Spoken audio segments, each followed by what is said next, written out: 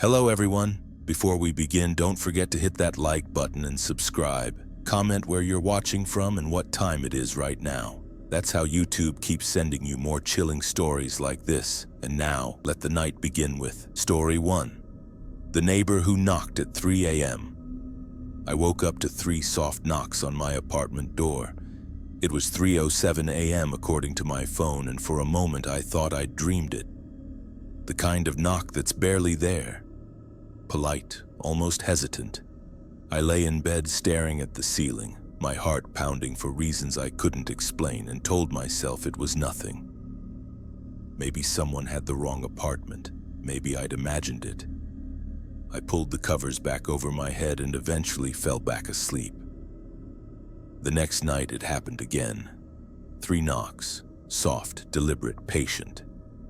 I sat up in bed and checked my phone. 3:07 a.m. exactly. This time I got up and walked quietly to the door, my hand hovering over the deadbolt. I stood there in the darkness of my entryway, barely breathing, waiting for something else. Another knock, a voice, footsteps walking away. Nothing came. After 5 minutes of standing there like an idiot, I went back to bed, but I didn't sleep. I'd only been in the apartment for about 6 weeks. It was my first place alone after a bad breakup, and I'd been proud of myself for taking that step. The building was old but well maintained, one of those pre-war walk-ups in a decent neighborhood where everyone kept to themselves. I'd met a few neighbors in passing. The elderly man on the first floor who always smelled like cigars, the young couple next door who argued and whispered Spanish, and the woman across the hall in 4B. Her name was Patricia, I think, though she'd only mentioned it once. She was probably in her 50s, always dressed neatly, always smiling when we passed each other. She'd welcomed me to the building that first week, told me to let her know if I needed anything. Completely normal, completely forgettable. By the 4th night of knocking, I was barely sleeping at all. I'd lie there waiting for 3:07 a.m., my body tense, my ears straining for any sound in the hallway. The knocks always came, always 3, always soft, always patient. On the 5th night, I decided I'd had enough. When the knocks came, I jumped out of bed and rushed to the door, flipping on the hallway light and yanking the door open, ready to confront whoever was playing this sick game. The hallway was empty. Completely empty. The fluorescent lights hummed overhead, casting that greenish glow on the faded carpet and scuffed walls. I stepped out barefoot, looking both ways, listening for footsteps on the stairs. Nothing. No one. The building was absolutely silent except for the buzz of the lights and the distant sound of traffic outside. I stood there feeling foolish and frustrated, wondering if I was losing my mind. I mentioned it to Patricia the next morning when I ran into her getting her mail. "Have you heard anyone knocking on doors late at night?" I asked, trying to sound casual, not like someone who was starting to unravel. She looked at me with concerned eyes and shook her head. "No, nothing like that. Is someone bothering you?" "Just weird knocks at my door, middle of the night, probably nothing." "You should tell the super," she said, touching my arm gently. "You're a young woman living alone. Better to be safe." Her smile was warm, maternal even. I thanked her and headed to work, feeling slightly better just from having talked about it. But that night, and the night after, the knocks continued. Always 3:07 a.m. I started sleeping with my phone in my hand, ready to call 911, but I knew how it would sound. Someone is knocking on my door and then vanishing. They'd think I was crazy. Hell, I was starting to think I was crazy. 2 weeks in, I bought a cheap peephole camera from Amazon, one of those battery-powered ones that records motion. I installed it on my door, angling it to capture the hallway. Finally, I'd have proof. Finally, I'd see who was doing this. That night, I barely slept, waiting for 3:07 a.m. with a mixture of dread and anticipation. The knocks came, 3 soft raps. I grabbed my phone and opened the camera app, hands shaking. The hallway was empty. The motion-triggered recording showed nothing but an empty corridor. No one had walked up to my door. No one was there. I watched the footage 3 times, my skin crawling, trying to understand what I was seeing or not seeing. I didn't sleep the rest of that night. I sat on my couch with every light on, questioning my sanity. Was I experiencing some kind of stress-induced hallucination? Was there a rational explanation I was missing? Maybe someone was knocking from inside the building's walls, some weird pipe issue or structural settling that happened at the same time every night. I clung to these explanations even though they felt hollow. The next evening, I ran into Patricia again. She was coming back from the laundry room in the basement carrying a basket of folded clothes. "How are you doing?" she asked. "Any more strange knocking?" Something about the way she asked made me pause. Her smile was the same as always, but there was something in her eyes I hadn't noticed before. An intensity, a focus. "Yeah, actually," I said carefully. "It's still happening."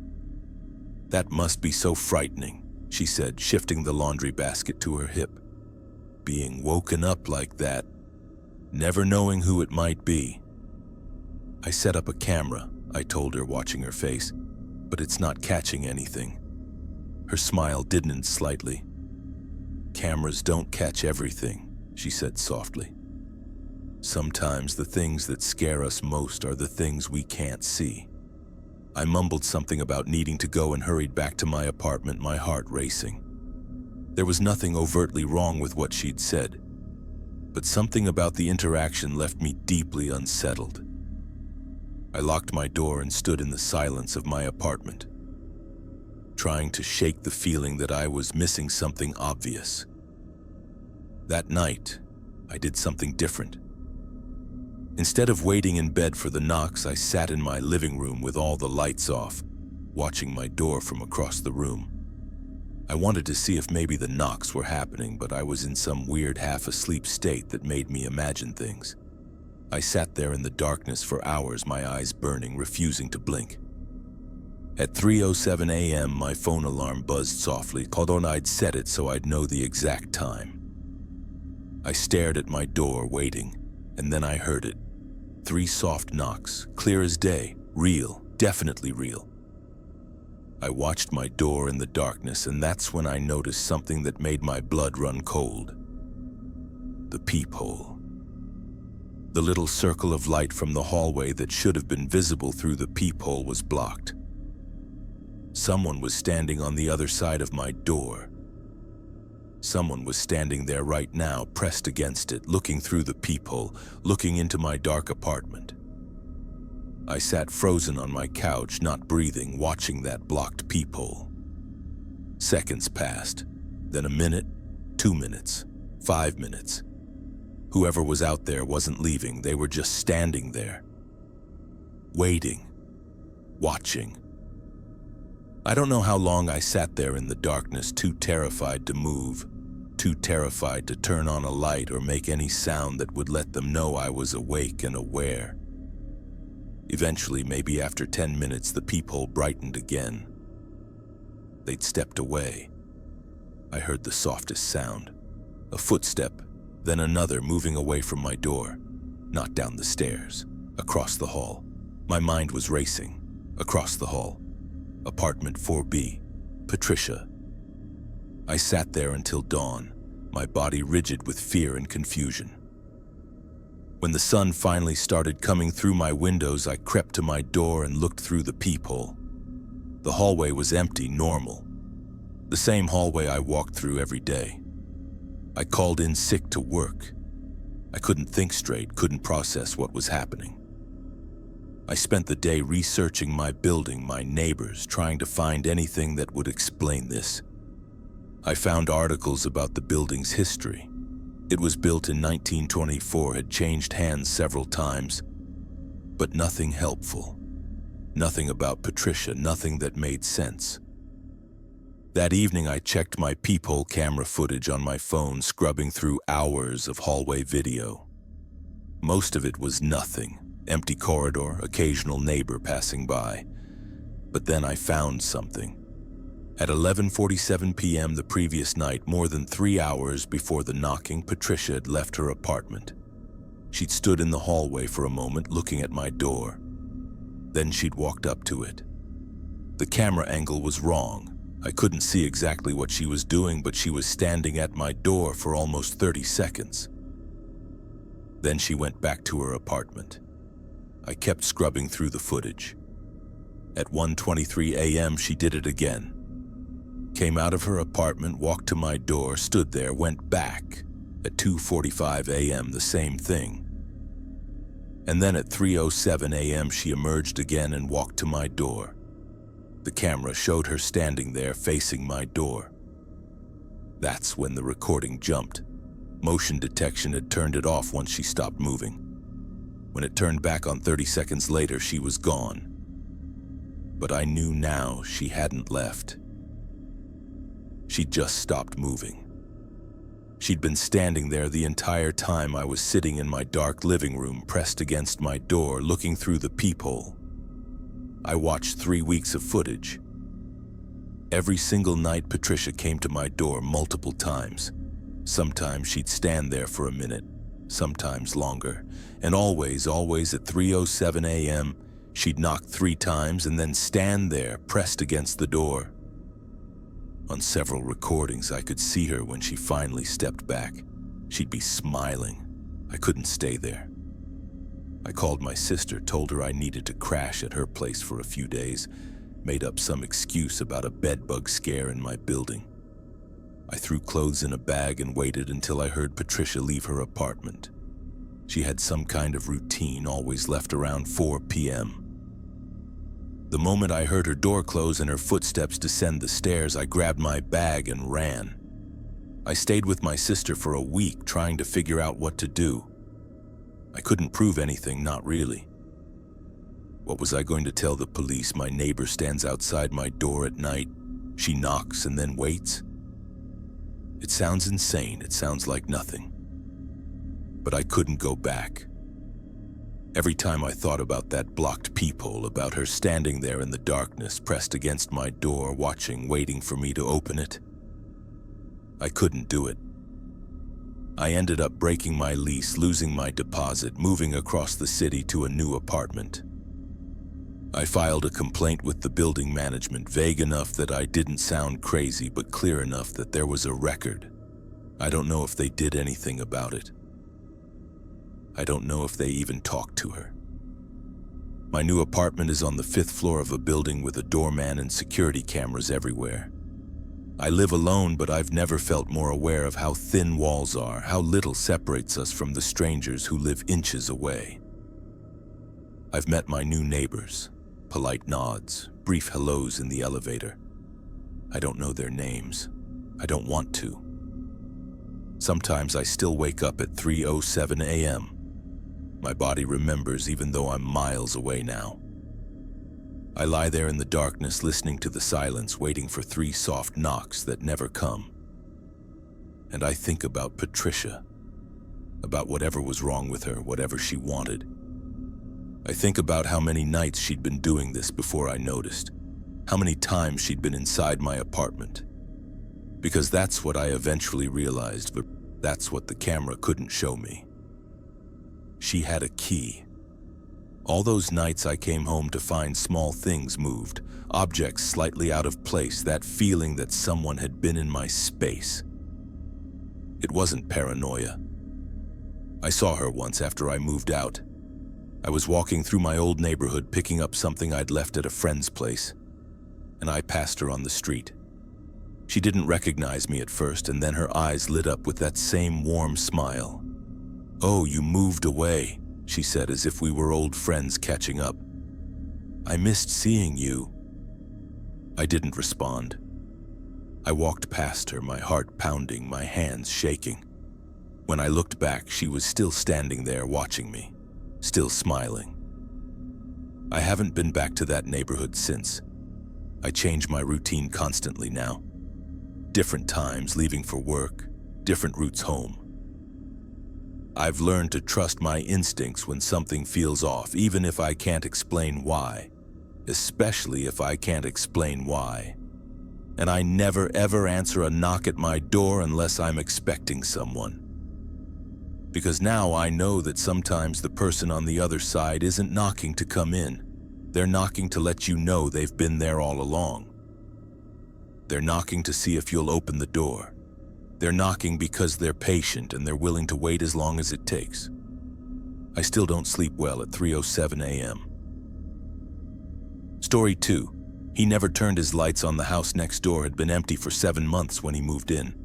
I know because I'd been watching that for sale sign slowly fade in the sun, season after season, until it finally disappeared one Tuesday in late September. I never saw a moving truck, never heard the usual sounds of furniture being dragged across floors or boxes being unpacked. One day the house was empty and the next day it wasn't. There was just a dark sedan in the driveway and a sense that someone was home, even though I never saw any lights go on. I'm not the nosy neighbor type, I swear. But when you work from home and your office window faces the house next door, you notice things. You notice patterns. And the pattern with my new neighbor was simple. His house remained completely, utterly dark, day and night, every window black. Even during the day when the sun was out, his curtains or blinds, I couldn't tell which, kept everything shadowed and hidden. The first week I told myself he was probably just getting settled, maybe sleeping odd hours, maybe hadn't set up his utilities yet. But then the power company never showed up. No cable installers, no deliveries, nothing. The house just sat there, dark and silent, like a dead tooth in a smile. I tried to catch a glimpse of him. I'm not proud of it, but curiosity was eating at me. What kind of person lives in complete darkness? I'd see the sedan leave early in the morning, always around 5:30 a.m. before sunrise. I'd watch it return around 6 p.m. just as the light was fading. Perfect timing to enter and exit in dimness. I never saw the driver clearly. Just a tall figure, average build, moving quickly from car to door. The garage door never opened. He always used the front door and he was inside within seconds. My wife Kelly thought I was being ridiculous. Maybe he works night shifts, she said when I mentioned it over dinner one evening. Maybe he sleeps during the day and that's why it's always dark. Then why no lights at night? I countered. Nobody lives in complete darkness, Kelly. It's weird. She rolled her eyes. Not everyone is as obsessed with their neighbors as you are, Connor. Maybe mind your own business? She was right, of course. I should have minded my own business. But there was something about that dark house that bothered me on an instinctive level. Something that made the hair on the back of my neck stand up whenever I glanced over at those black windows. And the worst part, I could feel him watching back. I know how that sounds. I know it sounds paranoid and crazy, but I swear I could feel eyes on me when I was in my office, when I was in the backyard, even when I was in my bedroom at night. Kelly's side of the bed faced away from the window, but mine looked out over our backyard and his. I'd lie there in the darkness, unable to sleep, staring at those black windows of his house, and I'd feel observed, studied. 3 weeks after he moved in, I was letting our dog Bailey out before bed, standing on the back porch while she sniffed around the yard. It was around 11 p.m., dark except for our porch light and the glow from our kitchen window. Bailey was doing her usual routine, investigating the fence line, when she suddenly stopped. She was staring at our neighbor's yard, her body rigid, a low growl building in her throat. "Bailey, come on," I called quietly, not wanting to wake Kelly. But Bailey wouldn't move. She was fixated on something in the darkness of his yard, her growl deepening into something I'd never heard from her before. Pure, primal warning. I squinted into the darkness, trying to see what had spooked her. At first I saw nothing, just shadows and the dark bulk of his house. But then my eyes adjusted and I saw it. A shape, tall and perfectly still, standing in his backyard, standing right at the fence line that separated our properties. Just standing there, facing our house, facing me. My heart kicked into overdrive. I couldn't make out features, couldn't see details, but the silhouette was unmistakably human. He was maybe 30 feet away and he wasn't moving at all. Not swaying, not shifting weight, not doing any of the small movements people naturally do. Just standing, watching. "Hello?" I called out, my voice embarrassingly shaky. No response. The figure didn't move. I grabbed Bailey's collar and pulled her inside, locking the door behind us. Through the kitchen window, I looked out at his yard again. The figure was gone. Or maybe it had never been there. Maybe the darkness and the shadows in my paranoid mind had created something from nothing. But Bailey's reaction had been real. Dogs don't growl at shadows. I didn't tell Kelly about it. I knew she'd say I was being obsessive, that I'd probably just seen a tree or a lawn ornament or something mundane that the darkness had distorted. So I kept it to myself and tried to forget about it. Tried to focus on work, on my wife, on normal life. But 2 nights later, Bailey refused to go out after dark. She'd whine and pull toward the front of the house instead of the back door. I had to drag her into the backyard, and the moment I let her go, she'd sprint back to the door, scratching to be let in. She'd never acted like this before. Something had scared her badly enough that she wouldn't go into our own yard anymore. That's when I decided to check my security camera footage. We'd installed cameras about a year ago after a rash of car break-ins in the neighborhood. One facing the front door, one facing the driveway, and one covering the backyard. I'd barely looked at the footage since installation. They were just there for peace of mind, recording continuously to a cloud service. I pulled up the backyard camera footage from the past 3 weeks, starting from the night I'd seen the figure. I fast-forwarded through the daytime hours, watching the shadows shift across our yard in quick motion, nothing unusual. But then I got to the nighttime footage and my stomach dropped. He was there, every single night, the same figure standing in the same spot at the fence line, facing our house, facing our bedroom window. He'd appear around 11 p.m. and stand there until 3 or 4 a.m. Hours, completely motionless for hours. The camera's night vision turned him into a ghostly green figure, but I could make out that he was tall, wearing dark clothing, and he never ever moved. He just watched. I scrolled back further in the footage before I'd consciously noticed him. He was there. 2 weeks, 3 weeks. Going back to just days after he'd moved in. He'd been doing this almost immediately, and I'd never known. I'd been sleeping 20 feet away from my window while he stood in the darkness watching. My hands were shaking as I downloaded the footage. This was evidence. This was proof. I could take this to the police. But I kept watching, compelled by horrified fascination. Then I noticed something that made my blood run cold. His position wasn't random. Each night he was standing in a slightly different spot. Not by much, maybe a foot or two, Candida, but he was moving along the fence line. And he was getting closer to our house. The first night he'd been at the far corner of his yard. By the most recent footage, he was almost directly behind our house, near our back porch. I pulled up the previous night's footage from just last night. 11:03 p.m. he appeared as usual. But this time, after about an hour of standing, he moved. He walked slowly along the fence, past the property line, into our yard. My yard. He walked across our grass, approaching our house until he was standing directly beneath our bedroom window. He stood there for another hour, looking up. Then he walked around to the side of the house, disappearing from the camera's view. I switched to the driveway camera. 4 minutes later, he appeared in that footage, walking around to our front porch. He stood at our front door for a moment. Then he tried the handle. The door was locked, thankfully. He stood there for another few minutes, his head tilted like he was listening for something. Then he walked back around the house, returned to his yard, and stood at the fence line until 3:47 a.m., when he finally walked back to his dark house and disappeared inside. He had been on our property. He had tried our front door while we were sleeping. I immediately woke Kelly up.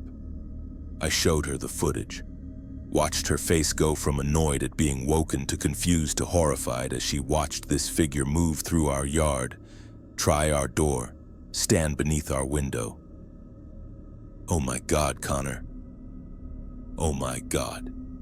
Her hands were over her mouth. "We need to call the police right now." We did. 2 officers came out around 10 a.m. and I showed them the footage. They watched silently, their expressions professional but grim. They went next door to talk to him, and I watched from my window like the paranoid neighbor I'd become. The officers knocked on his door. They knocked again. They tried for about 5 minutes, but no one answered. His car was in the driveway. He was home. I knew he was home. One officer walked around the house peering in windows, but I knew he wouldn't see anything. Just darkness. The officers came back to my house. "No answer," the older one said. "But I'll be honest with you, this footage is concerning. What he's doing is trespassing and stalking behavior. I'm going to file a report and we'll have a detective follow up. In the meantime, make sure all your doors and windows are locked. If he comes onto your property again, call 911 immediately. Don't confront him yourself." "Did you see anything in his house?" Kelly asked. "Any lights? Any movement?" "House appears vacant," the officer said. "All the windows are covered with blackout material, heavy-duty stuff. Couldn't see inside at all." After they left, Kelly and I had a serious conversation. She wanted to stay with her sister across town until this was resolved. I didn't want to leave our house, didn't want to let this creep drive us out of our own home. But I also couldn't shake the image of him standing beneath our window, trying our door. We compromised. We'd stay, but we'd upgrade security. We added locks to every window. We installed motion sensor lights all around the house. We got a new camera system with more coverage and louder alarms. Bailey started sleeping in our bedroom, and even though she was just a 60-pound mutt, having her there made us feel slightly safer. For 3 days, nothing happened. The detective called, said he'd tried to make contact with our neighbor but hadn't succeeded. He ran the address and found that the house had been purchased by a company, not an individual, which made it harder to track down who was actually living there. He assured us they were working on it. On the 4th night, I couldn't sleep. I lay in bed watching the new camera feed on my phone, scanning our yard every few minutes. Kelly was asleep beside me, Bailey at the foot of the bed. Everything was quiet. 11 p.m. came and went. Midnight. 1 a.m. No sign of him. At 1:47 a.m., all of our motion sensor lights turned on at once. Every single one. The backyard, the side yards, the front porch. The whole house lit up like a stadium. Bailey started barking frantically. Kelly jolted awake. I pulled up the camera feeds with shaking hands. He was there. Not in his usual spot. He was everywhere, walking the perimeter of our house in a slow circuit, triggering every light, his face finally visible in the harsh illumination. I'll never forget that face. Completely expressionless, empty eyes that didn't blink in the bright lights. He walked around our house methodically, not rushing, not hiding, just circling. When he passed in front of cameras, he looked directly into them, into us. I called 911, gave them our address, told them someone was on our property. The dispatcher told me officers were on the way. But he didn't leave. He kept circling, 5 minutes, 10 minutes. Bailey was losing her mind, barking and snarling at the windows. Kelly was crying, clutching a baseball bat we kept in the closet. Then he stopped. He stood at our back door, not the front, the back, and he tried the handle. Locked. He tried it again, harder this time, jiggling and pulling. Then he moved to the window next to the door, our kitchen window. He pressed his face against the glass, cupping his hands around his eyes to see inside. From where we were in the bedroom, we couldn't see him, but we could hear him. We could hear his hands on the glass. We could hear him testing the window frame. Sirens in the distance. He heard them too. He stepped back from the window, looked toward the front of the house where the red and blue lights were starting to reflect. And then he ran. Not back to his house, into the woods behind our properties. Just vanished into the darkness. 3 police cars responded. They searched our yard, the neighboring yards, the woods. They went to his house. This time they didn't just knock. They forced entry, concerned that this might be an emergency situation. I watched from my porch as they went inside with flashlights. They came out 15 minutes later.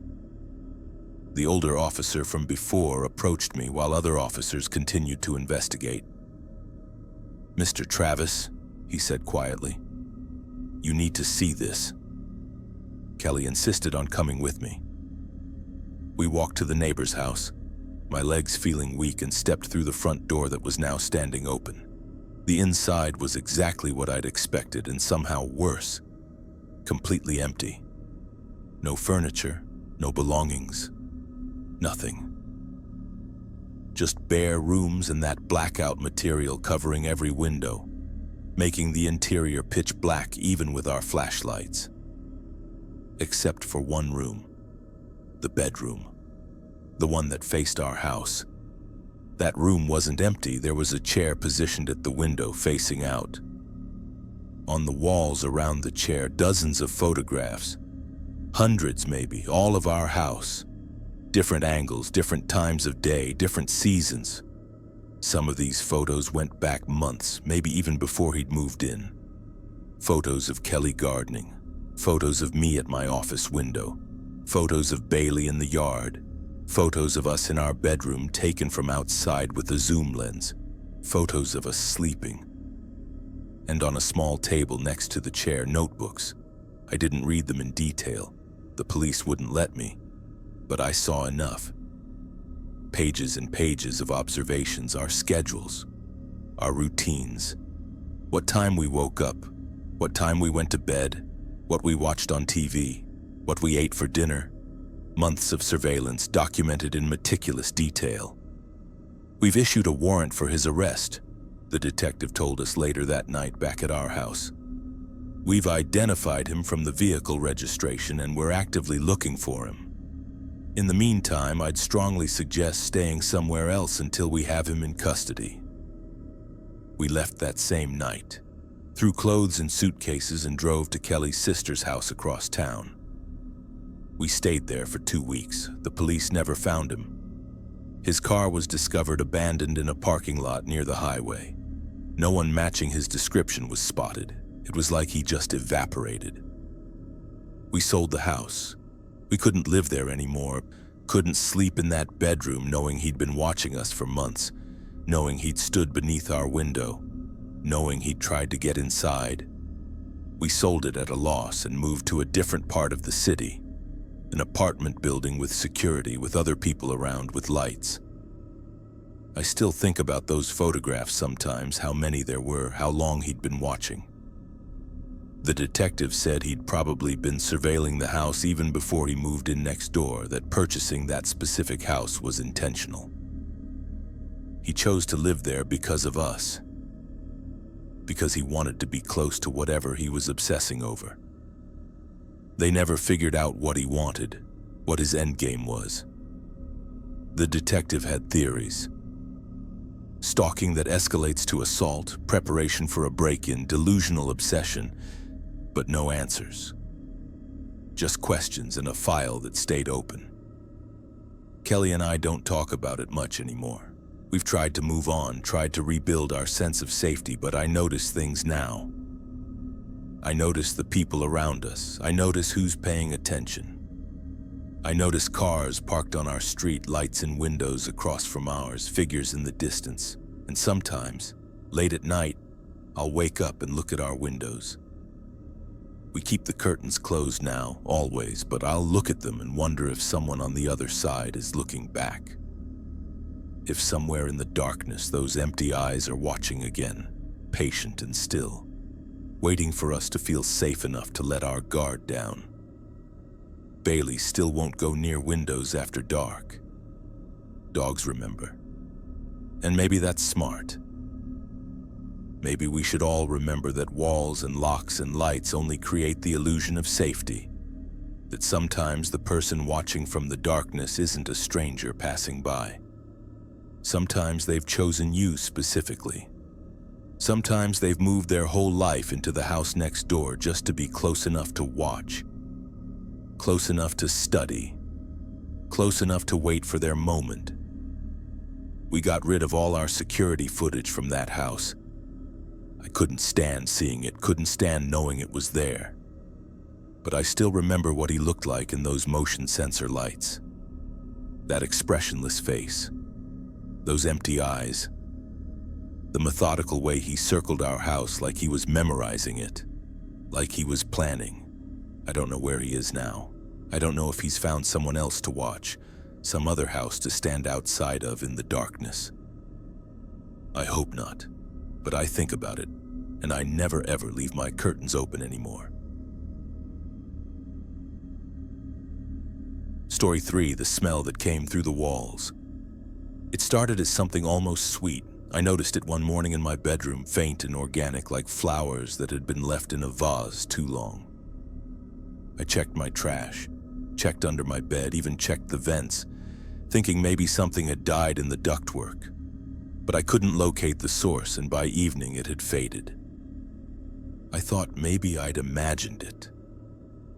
The next day it was back, stronger. That same sweet smell, but with an undertone now. Something darker underneath. It seemed to be coming from the wall I shared with my neighbor's apartment. I pressed my face close to the paint and breathed in. Definitely stronger there. I could hear his TV through the wall sometimes, knew someone was living there, but I'd never actually met the guy. The superintendent told me once it was an elderly man, kept to himself, paid rent on time. That was all I knew. By day 4, the smell was unbearable. Sweet had turned to rot. That unmistakable smell of something organic, decomposing. It made my eyes water. It made me gag when I woke up in the morning. I started sleeping on my couch in the living room to escape it. I knocked on my neighbor's door twice but got no answer. I could hear his TV on through the door, some game show or talk show playing at normal volume, but he didn't come when I knocked. Maybe he was hard of hearing, maybe he didn't want to be bothered. I called the building management. A maintenance guy came out the next day. A bored-looking man in his 50s who barely glanced at me when I let him in. I walked him to my bedroom and he made a face the moment he entered. "Yeah, that's bad," he said, pulling his shirt up over his nose. "Probably a dead rat in the walls. Happens sometimes in these old buildings." "It's coming from next door," I told him. "From his apartment. Can you check?" "I'll knock," he said, and we went into the hallway. He pounded on my neighbor's door harder than I had. No answer. The TV was still on inside. "Mr. Garrett," he called loudly. "Building maintenance." Nothing. He tried his master key in the lock. Won't open, he's got the chain on from inside. "Can't you check anyway?" I pressed. "The smell is getting worse."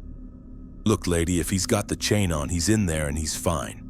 Probably just a dead rodent in the wall cavity. I'll put some traps in the basement, but these things work themselves out. Body dries up, smell goes away in a week or two.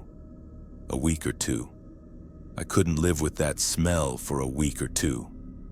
But the maintenance guy was already leaving, already dismissing me. I filed a formal complaint with management, sent them pictures of the stain that was starting to appear on my wall. A spreading dark spot near the baseboard. They promised to investigate.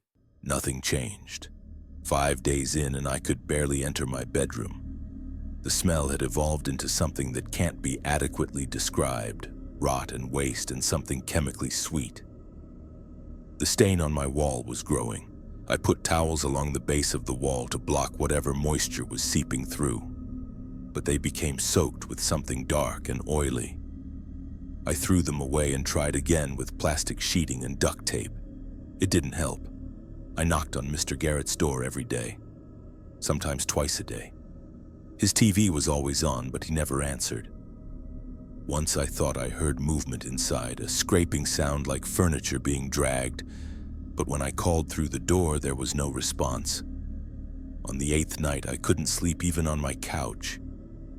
The smell had spread throughout my apartment now, permeating everything. My clothes smelled like it. My hair smelled like it. I was lying there at 2 a.m., windows open despite the cold, when I heard something through the wall. Not the TV, something else. A dragging sound, heavy and slow. Then a soft thump. Then nothing. I got up and pressed my ear to the wall. I could hear the TV, the usual mindless chatter of late-night programming. But underneath it, I heard something else, breathing, ragged and wet. And then a sound that made my skin crawl. A low moan, distorted and wrong. I called the police. I told them I thought my neighbor might be hurt, might need help. 2 officers came, knocked on Mr. Garrett's door with the same result as everyone else. They spoke to the building superintendent, who came down in his bathrobe and used his master key. The chain was engaged from inside. "Mr. Garrett, this is the police," one officer called through the gap. "We need you to open the door, sir. We have reports of a welfare concern." I watched from my doorway as they waited. And then, finally a response. A voice from inside, thin and shaky. "I'm fine. Go away." "Sir, we need to verify that you're okay. Can you open the door, please?" A long pause, then, "No. I'm fine. Oh, leave me alone." The officers looked at each other. One tried again. "Sir, your neighbor reports a concerning smell coming from your apartment. We need to make sure It's nothing. Old food. I'll clean it. Go away." Without evidence of immediate danger, they couldn't force entry. They left. The superintendent left. I stood in my apartment feeling insane and helpless. He'd spoken. He was alive. So what was that smell? 3 more days.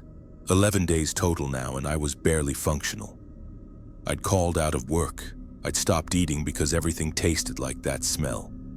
I'd filed multiple reports with the building, with the health department, with anyone who would listen. The dark stain on my wall was now 3 feet across, and there were flies in my apartment. Flies in January. On the 12th night, I heard it again. That dragging sound. But this time it was accompanied by crying. Soft, muffled sobbing that went on for minutes. Then silence. Then more dragging. I called 911 again. Told them I heard someone crying, someone who sounded hurt. The same 2 officers responded, clearly frustrated to be back. But this time when they knocked and announced themselves, there was no response at all. The TV wasn't even on. The apartment was silent. "Mr. Garrett," more pounding.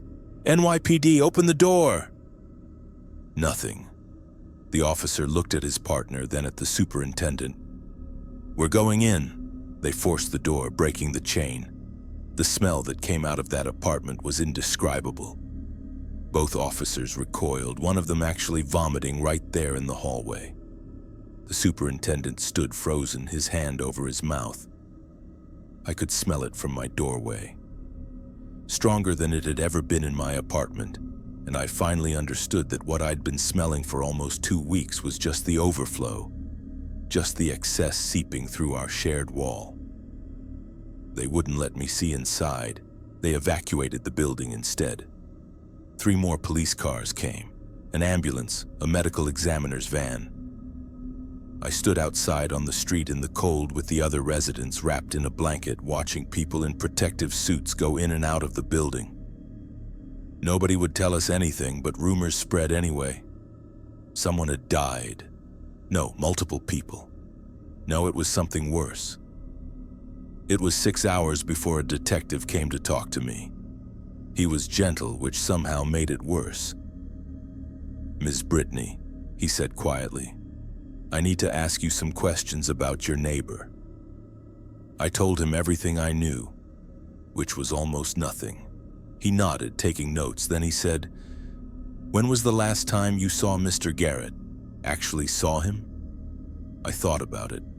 I don't think I ever did. I moved in about 4 months ago. I heard his TV. I knew someone was there, but I never actually saw him. The detective nodded slowly. "The medical examiner estimates Mr. Garrett has been deceased for approximately 8 to 10 weeks, possibly longer." The words didn't make sense at first.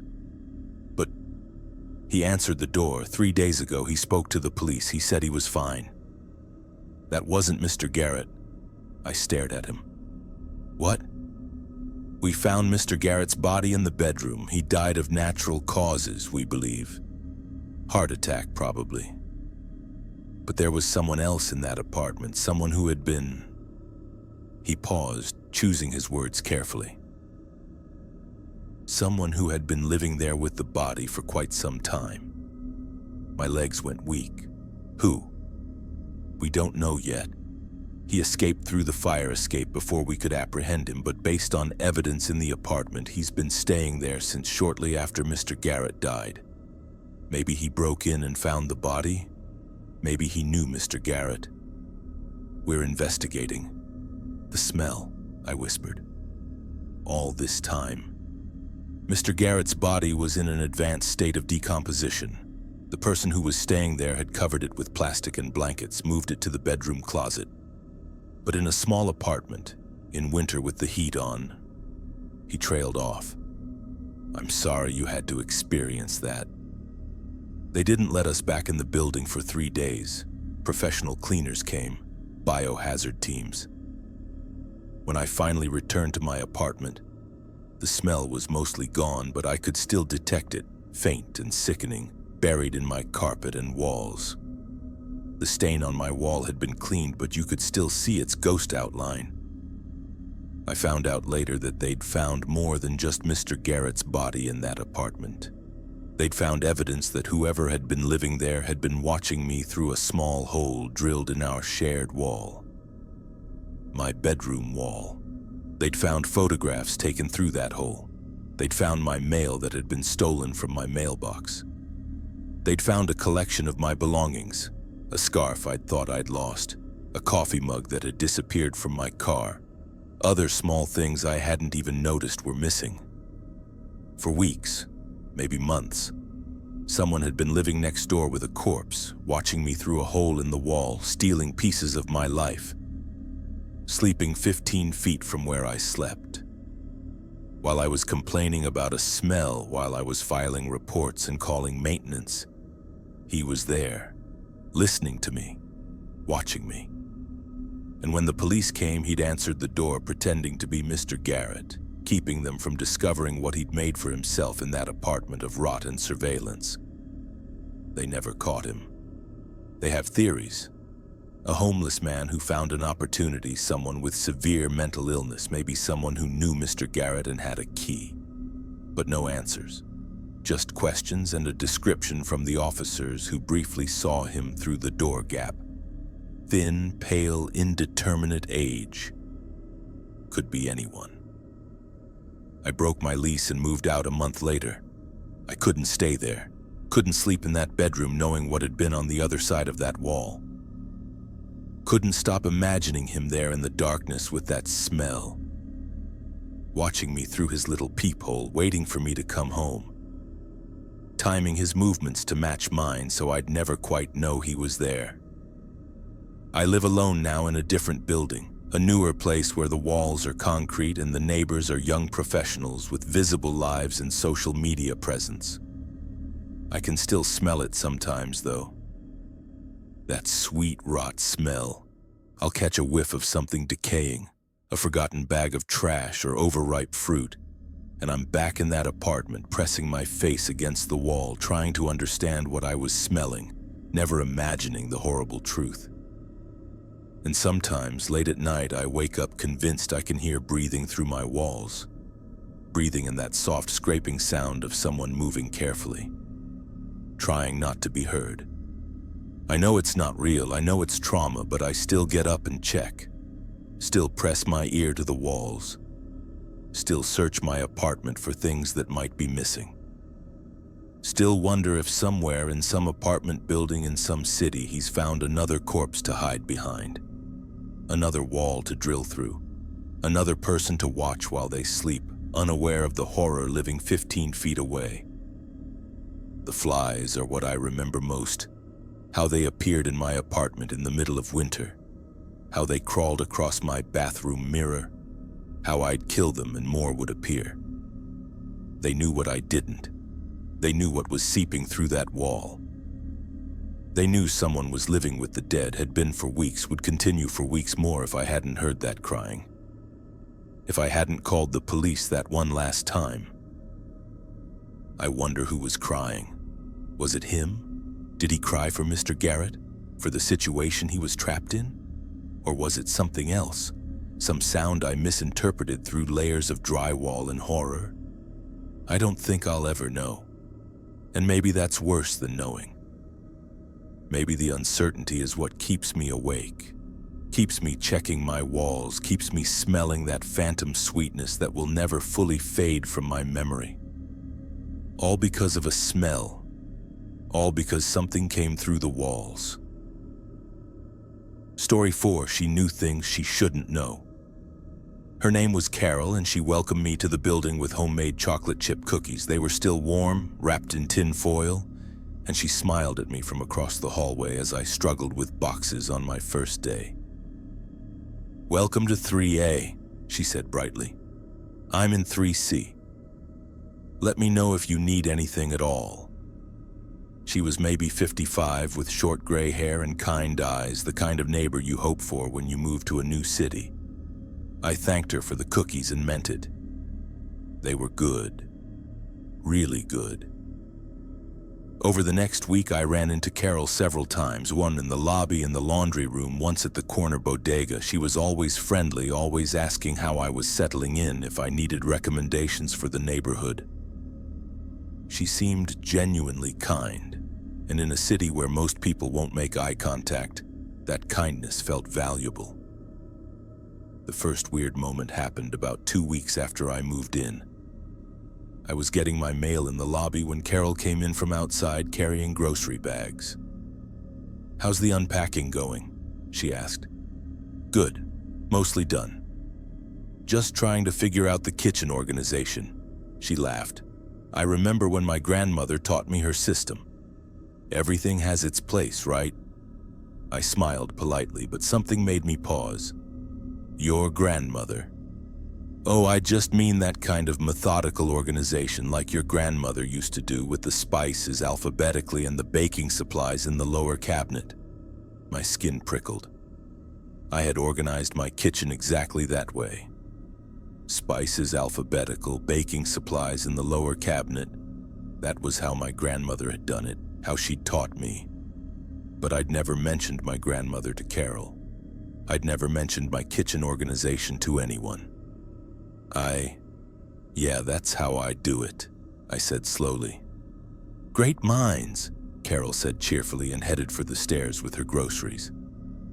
I stood there holding my mail, trying to shake off the strange feeling. It was a coincidence. Lots of people organize kitchens that way.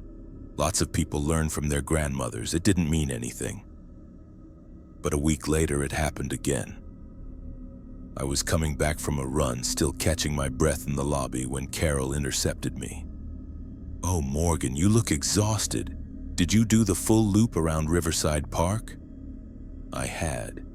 It was my usual route, about 4 miles. But I'd never mentioned it to Carol. Never mentioned that I ran at all, let alone where.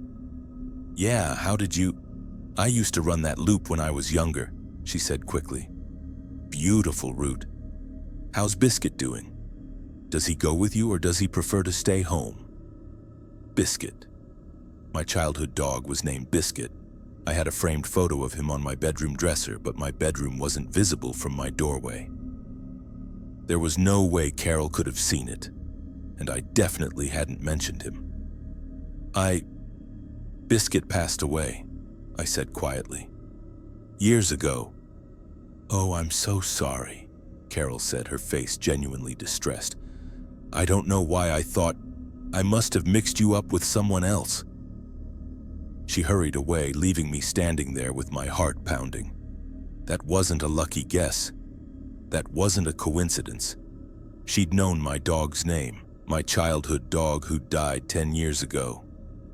I started avoiding Carol. I'd check the peephole before leaving my apartment, wait until the hallway was clear. I'd do laundry at odd hours when I was less likely to run into her. But it didn't matter. She was always there, always appearing at the exact wrong moment, and she kept knowing things. Did you get that nightmare sorted out? She asked one morning when we ended up at the elevator together. The one about the water? Those can be so unsettling. I'd had a nightmare 3 days before. A vivid, disturbing dream about drowning, about water filling a room while I couldn't escape. I'd woken up gasping and spent the rest of the night with my lights on. But I lived alone. I hadn't told anyone. I hadn't even written about it in my journal because the dream had freaked me out too much to want to document it. I don't know what you mean, I said, my voice tight. Oh, must have been someone else, Carol said easily. This building, you know. Everyone's dreams blend together. The elevator doors opened and I got in, pressing the close button repeatedly, even though Carol was still in the lobby. I watched her through the shrinking gap, and she was smiling at me. Just standing there, smiling. I started making a list. Every time Carol mentioned something she shouldn't know, I wrote it down. My grandmother's organizing system, my dog's name, my nightmare, the specific route I ran. It went beyond that. She mentioned once that I should be careful with my knee, the left one, because old injuries act up. I'd injured my left knee in high school soccer. She asked if I'd heard back from my father about Christmas plans. I hadn't told anyone in the building that my parents were divorced, that I only spoke to my father around holidays, that I was anxious about whether he'd invited me this year. She knew that I'd switched from coffee to tea in the mornings. She knew I was allergic to shellfish. She knew I'd been late to work on Tuesday because my alarm didn't go off. Small things. Intimate things. Impossible things. I thought maybe I'd mentioned these details and forgotten. Maybe I was more open than I realized, sharing things in casual conversations and not remembering. But I started recording my interactions with Carol on my phone, keeping it in my pocket with the voice recorder running whenever I saw her. I reviewed every conversation. I never mentioned personal details. I kept things surface level and polite, yet she kept knowing. 2 months after moving in, I was in the building's shared laundry room, transferring clothes from washer to dryer when Carol came in. I hadn't seen her enter. One moment I was alone. The next she was standing right behind me. "Oh, Morgan," she said, startling me. "You should check that mole on your shoulder, the one that's been changing shape." Better safe than sorry. I had a mole on my left shoulder. I'd noticed recently that it looked different, darker. I'd been meaning to have it checked but kept putting it off. The mole wasn't visible unless I was wearing a tank top or a bathing suit.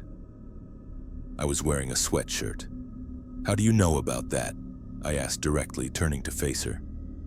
"Know about what?" "The mole. How do you know about it?" Carol's expression didn't change. Still that same pleasant smile. "Did I mention a mole? I meant metaphorically, keep an eye on things, your health." "No.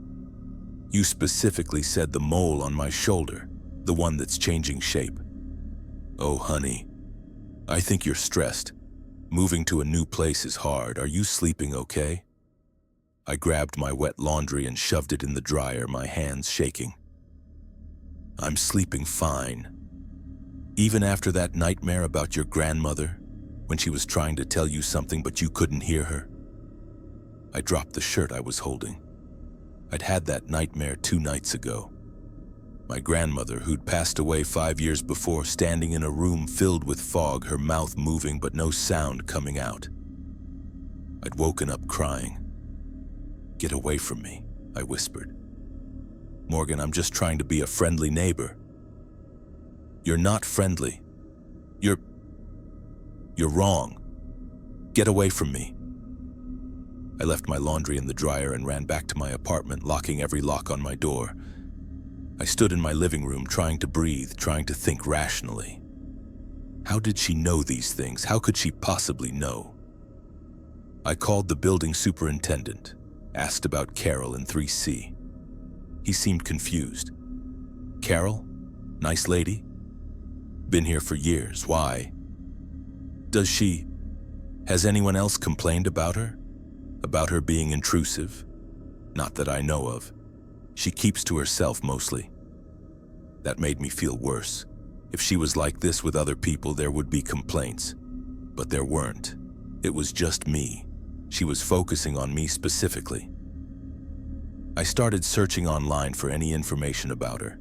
I found her on social media, a sparse Facebook profile with a few photos, mostly of cats and inspirational quotes. Nothing concerning, nothing that explained this. I even considered that maybe I had some kind of gas leak causing me to forget conversations. I had the gas company come out, nothing wrong with my apartment. Then I found her journal. I wasn't snooping, not exactly. I was in the shared laundry room again a week after the mole incident, and I found a small notebook tucked behind the dryer. It was blue, spiral-bound, and when I opened it, I saw Carol's handwriting. I recognized it from the passive-aggressive notes she sometimes left in the lobby about people not picking up their packages. I should have taken it to the super, should have done the right thing, but I read it instead.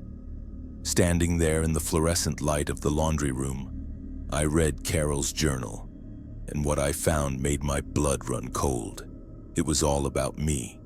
Pages and pages about me, not a journal, a log, a record. Observations dated back to 3 months before I'd even moved into the building. Subject spotted at coffee shop on Amsterdam appears to be meeting with rental agent. Subject signing lease at building today will be in 3A, perfect. First day, subject brought boxes, wore jeans and NYU sweatshirt. Noted family photo in second box, parents, subject, younger location. Parents clearly divorced based on body language and photo. It went on. Every day I'd lived in the building, she'd written about me, my comings and goings, what I wore, what I carried, phone calls I'd made in the lobby where she must have been listening. But it was more than observation. Somehow she'd gotten into my apartment.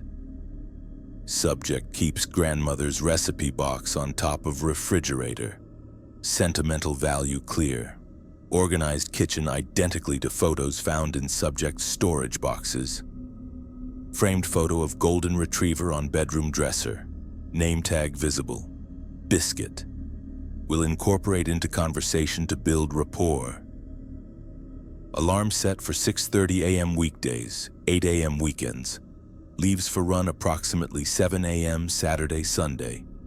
Riverside Park Loop. She'd been in my apartment multiple times, going through my things, reading my mail, looking at my photos. She'd found every private detail, every intimate fact about my life, and she'd been using them to pretend she had some kind of psychic connection with me. To unsettle me, to get close to me. My hands were shaking so hard I almost dropped the journal. I took photos of every page with my phone, then put the journal back exactly where I'd found it. Then I went straight to the police. The detective listened to my story, looked at the photos I'd taken of the journal. His expression grew more serious as he scrolled through them.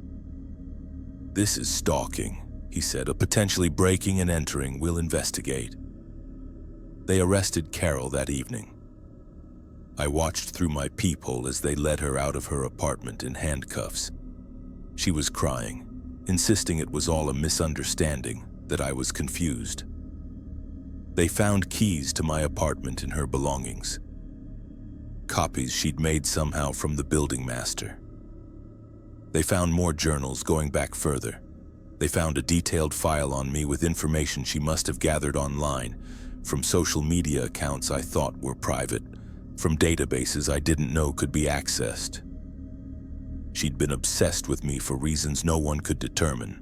The detective told me later that she'd done this before. In other buildings, other cities. She'd gotten fixated on people, usually young women living alone, and she'd insinuate herself into their lives through this elaborate show of knowing impossible things. Most victims thought she was psychic, or that they were going crazy. No one had ever found her journal before. I was just lucky. Lucky, that's what he called it. I moved out as soon as my lease allowed. I couldn't stay in that apartment knowing she'd been inside it, touching my things, reading my private papers, learning everything about me while I slept 15 feet away through a thin wall.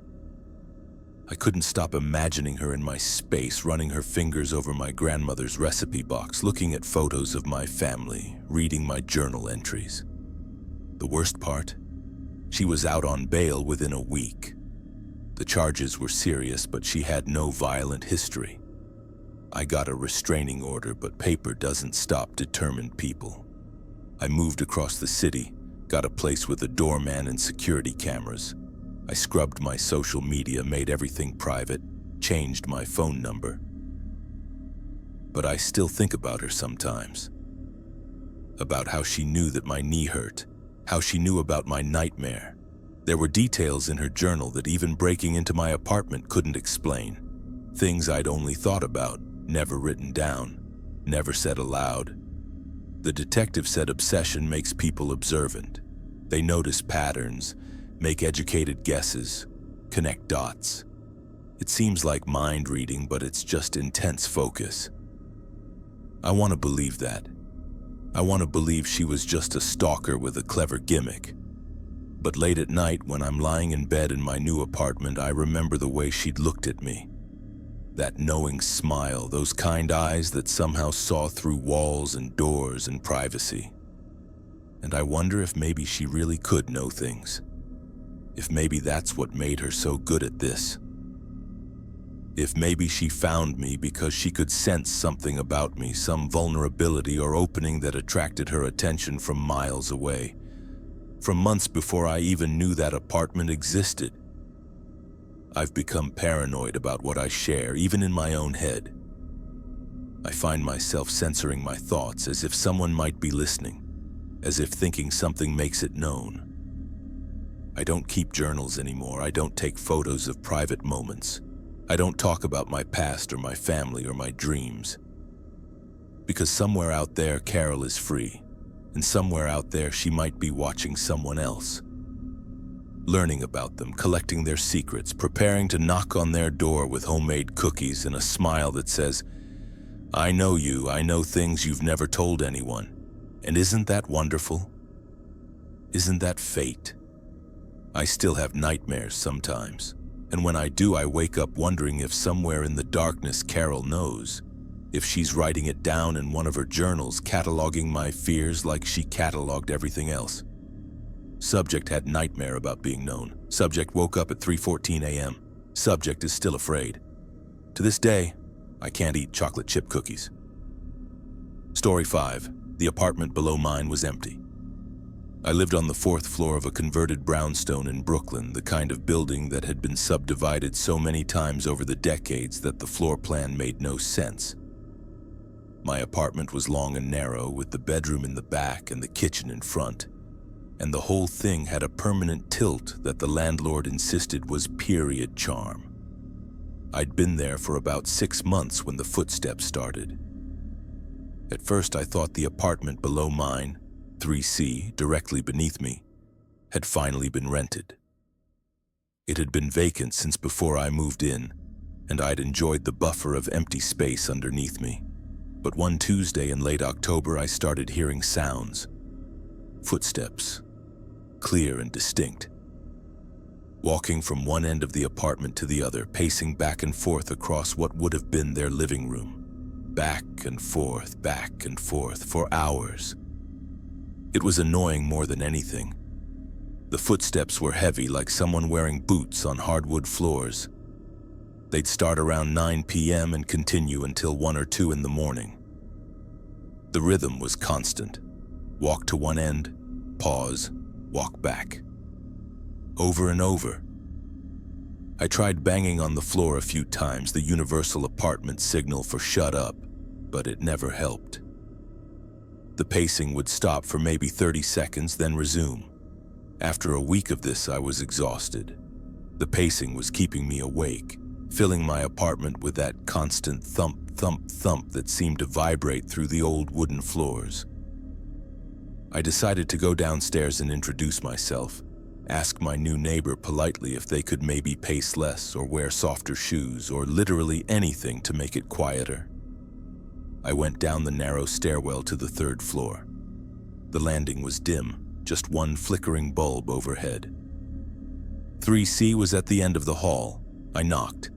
No answer. I could hear a TV playing inside, some sports broadcast with announcers shouting enthusiastically. I knocked again, louder. Hello? I'm your upstairs neighbor. Can we talk for a minute? Nothing. The TV kept playing. I tried the doorknob, locked, obviously. I went back upstairs feeling frustrated and more annoyed than before.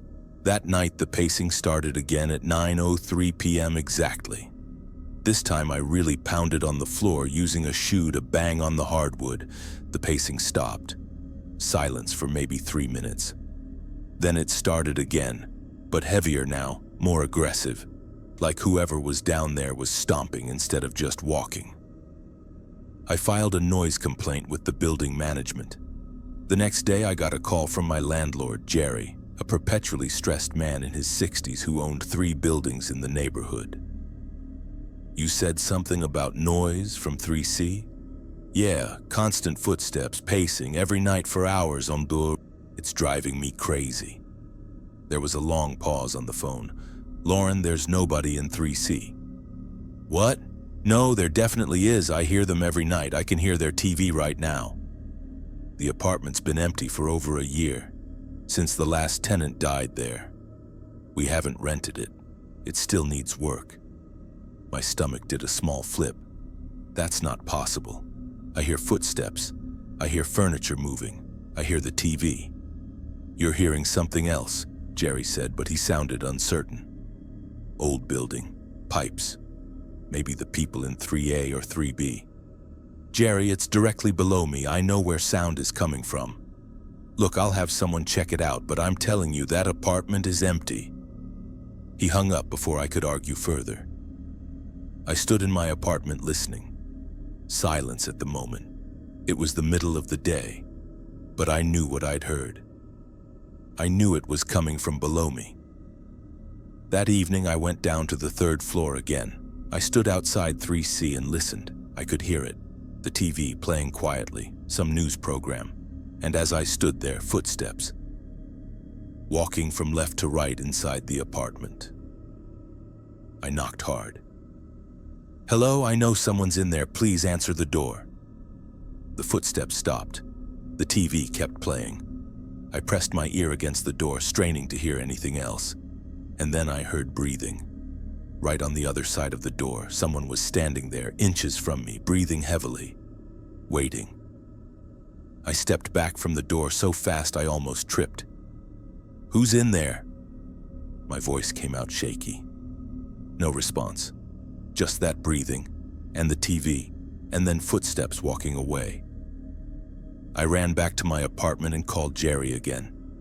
Told him someone was definitely in there squatting in the apartment or something and he needed to check it immediately. He sighed like I was being a huge inconvenience, but said he'd come by in the morning. Jerry showed up at 10 a.m. the next day with his superintendent, Marcus. I met them outside 3C. "It's locked," Jerry said, pulling out his keys. "It's been locked since we sealed it up after Mr. Chen died." Mr. Chen, the previous tenant. I'd heard his name mentioned once or twice by other neighbors. Elderly man, kept to himself, died in his apartment and wasn't found for a few days. That's all I knew. Jerry unlocked the door. 3 different locks, which seemed excessive. The door swung open and a smell hit us. Not rot, not death, just staleness. The smell of a place that hasn't been opened in a long time. Marcus reached in and flipped a light switch. Nothing happened. "Power's off," he said. He pulled out a flashlight and they stepped inside. I followed before Jerry could tell me not to. The apartment was completely empty. I don't mean it was unfurnished, I mean it was gutted. The walls were stripped down to the studs in places. The floorboards had been pulled up in sections, exposing the subfloor. There was no TV, no furniture, no signs that anyone had been there in months. "See?" Jerry said, gesturing around. "Empty. We're waiting on permits to finish the renovation before we can rent it again." But I heard... I walked into the space, my footsteps echoing in the emptiness. I heard someone walking, I heard a TV, I heard it last night. "Old buildings make noise," Marcus said, not unkindly. "Especially these converted brownstones. Sound travels weird. You're probably hearing the apartment next door or below. There is no apartment below this. This is the 3rd floor. The building next door then. Shared walls." I wanted to argue, but I had no ground to stand on. The apartment was clearly vacant, clearly abandoned. But I knew what I'd heard. I walked to where my bedroom would be, directly above where most of the footsteps came from. The floor was partially torn up here. I looked down through the gaps and could see the ceiling of the apartment below, 2C. But this floor where I was standing was solid. If someone was pacing here, I'd hear it. "Look, if you keep having noise issues, document it," Jerry said. "Record it on your phone, but I'm telling you, there's nobody here." They left. I stayed for a moment longer in that empty apartment, standing in the dim light from the hallway. It felt wrong. The emptiness felt staged somehow, though I couldn't explain why. I left and went back upstairs, feeling foolish but also deeply unsettled. That night, I set up my phone to record audio while I slept. If I was hearing something, I'd have proof. At 9:07 p.m., the footsteps started, clear as always, thump, thump, thump, back and forth. I grabbed my phone and hit record, holding it down toward the floor to capture the sound. For 30 minutes, I recorded the pacing, the occasional sound of furniture scraping, the faint background noise of a television. The next morning, I listened to the recording. My heart sank. There was nothing, just ambient room noise, me breathing, the occasional creak of my building settling. No footsteps, no TV, nothing. I sat on my couch, staring at my phone, trying to understand. I'd heard it. I'd been wide awake, sitting right here, and I'd heard clear, distinct footsteps beneath me. But the recording captured nothing. I started questioning my sanity. Was I having some kind of auditory hallucination? Was there a gas leak affecting my brain? I had the gas company come out, and everything was fine. I went to my doctor, described symptoms of maybe hearing things that weren't there. She ran tests. Everything normal. She suggested stress, suggested I might be working too hard, not sleeping enough. Gave me a prescription for anxiety medication that I didn't fill. But the footsteps continued every single night, sometimes just the pacing. Sometimes I'd hear water running like someone using a sink. Sometimes I'd hear a door closing, and always that TV playing at low volume, an indistinct murmur of voices and laugh tracks. I tried recording several more times. Same result. My phone picked up nothing, but my ears heard everything. 3 weeks in, I started hearing something new. Crying. Soft, muffled crying that would last for a few minutes, then stop. It came from the same place as the footsteps, from directly below my bedroom. A woman's voice, I thought, though it was hard to tell. Just quiet, desperate sobbing that made my skin crawl. I went down to 3C again. The door was locked, same as always, but I could hear it through the door, the crying, clearer now. And between sobs, words. Please, please, let me... The voice was thin, strained, terrified. I called 911, told them I heard someone in distress in a supposedly vacant apartment. 2 officers came, and I waited on my floor while they checked it out with Jerry, who showed up angry and baffled. They forced the door. Jerry's keys weren't working properly, something with the lock sticking. The apartment was still empty, still gutted. The officers searched it thoroughly with flashlights.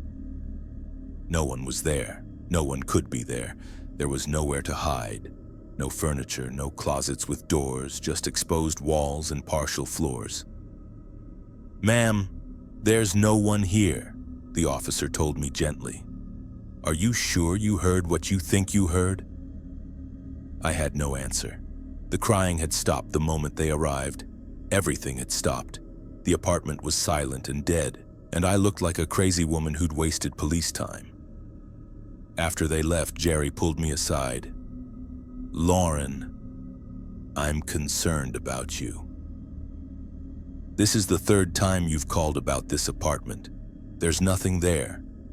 Maybe you should take a break, go stay with friends for a bit." I went back to my apartment feeling humiliated and scared. Scared because I knew I wasn't making it up. I knew what I was hearing, but no one else could hear it. Nothing could record it. It was like the sounds existed only for me. That night, I didn't wait for 9 p.m. At 8:30, I went down to 3C with a blanket and pillow. I was going to sit outside that door all night and prove that something was happening. I settled against the wall in the hallway, wrapped in my blanket, and waited. 9 p.m. came and went.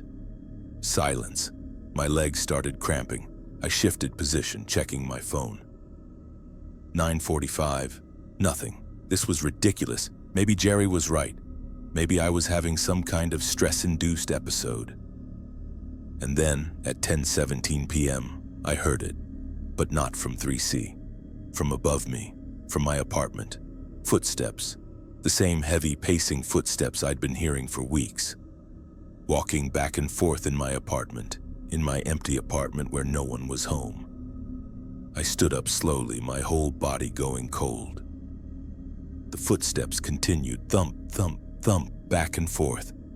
The same pattern I'd heard every night, but now it was in my space, in my apartment, while I was sitting 1 floor below. I don't remember running up the stairs. I don't remember unlocking my door. I just remember standing in my doorway, my apartment lights blazing, everything exactly as I'd left it. Empty, silent, nothing. But I'd heard it. I'd heard footsteps in my apartment while I was sitting 1 floor below.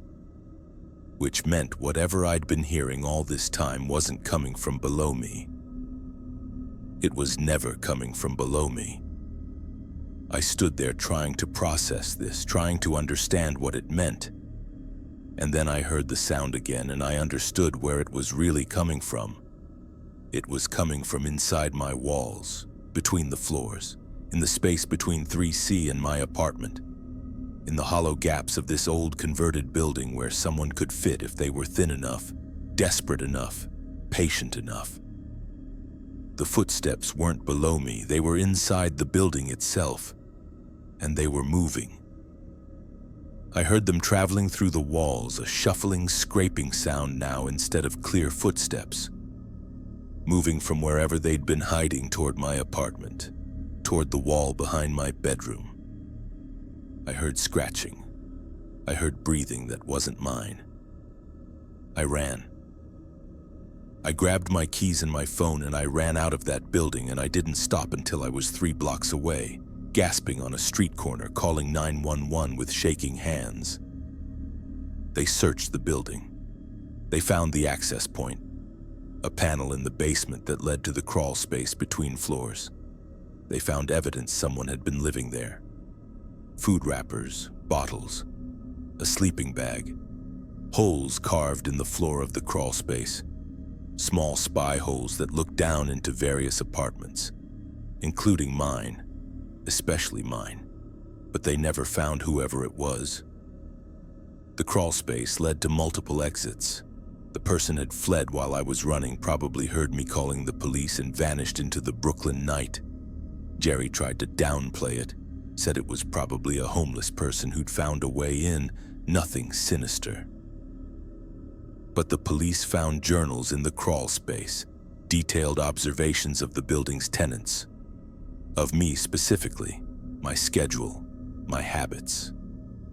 When I came and went, what I did in my apartment, months of watching, months of living in the walls, pacing in the narrow space between floors, living on top of me and beneath me and all around me in the hollow bones of the building.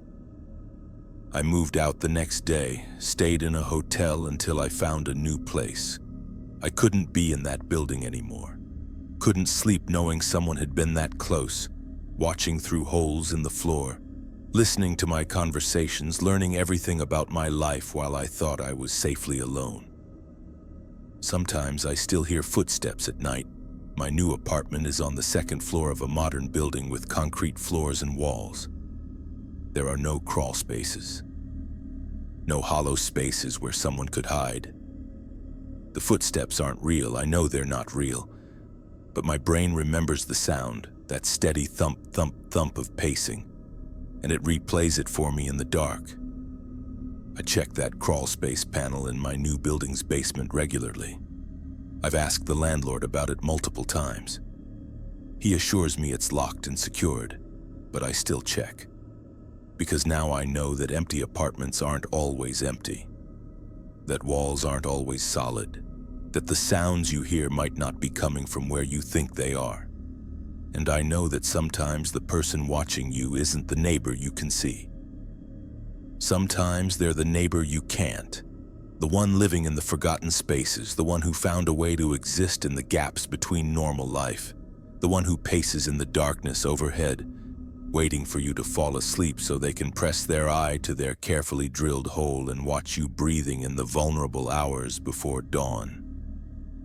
The police never identified who it was, just a person of interest in several stalking cases.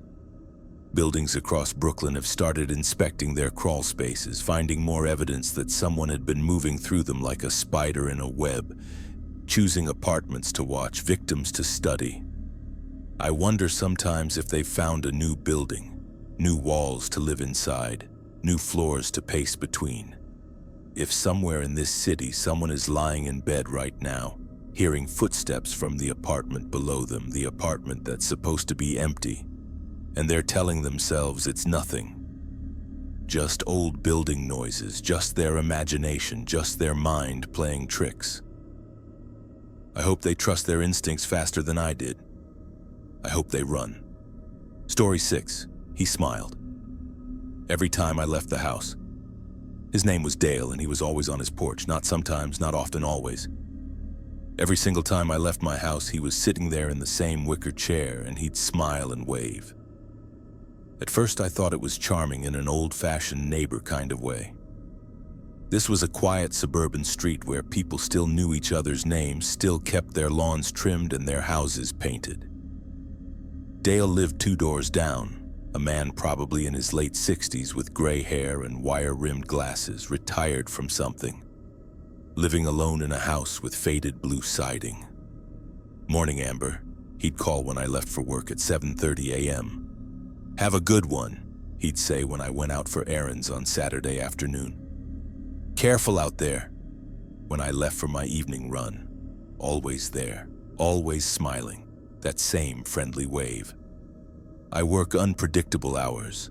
I'm a nurse with rotating shifts, sometimes days, sometimes nights, sometimes on call. My schedule is chaotic, but somehow Dale was always on his porch when I walked out my door. 6 a.m., there he was.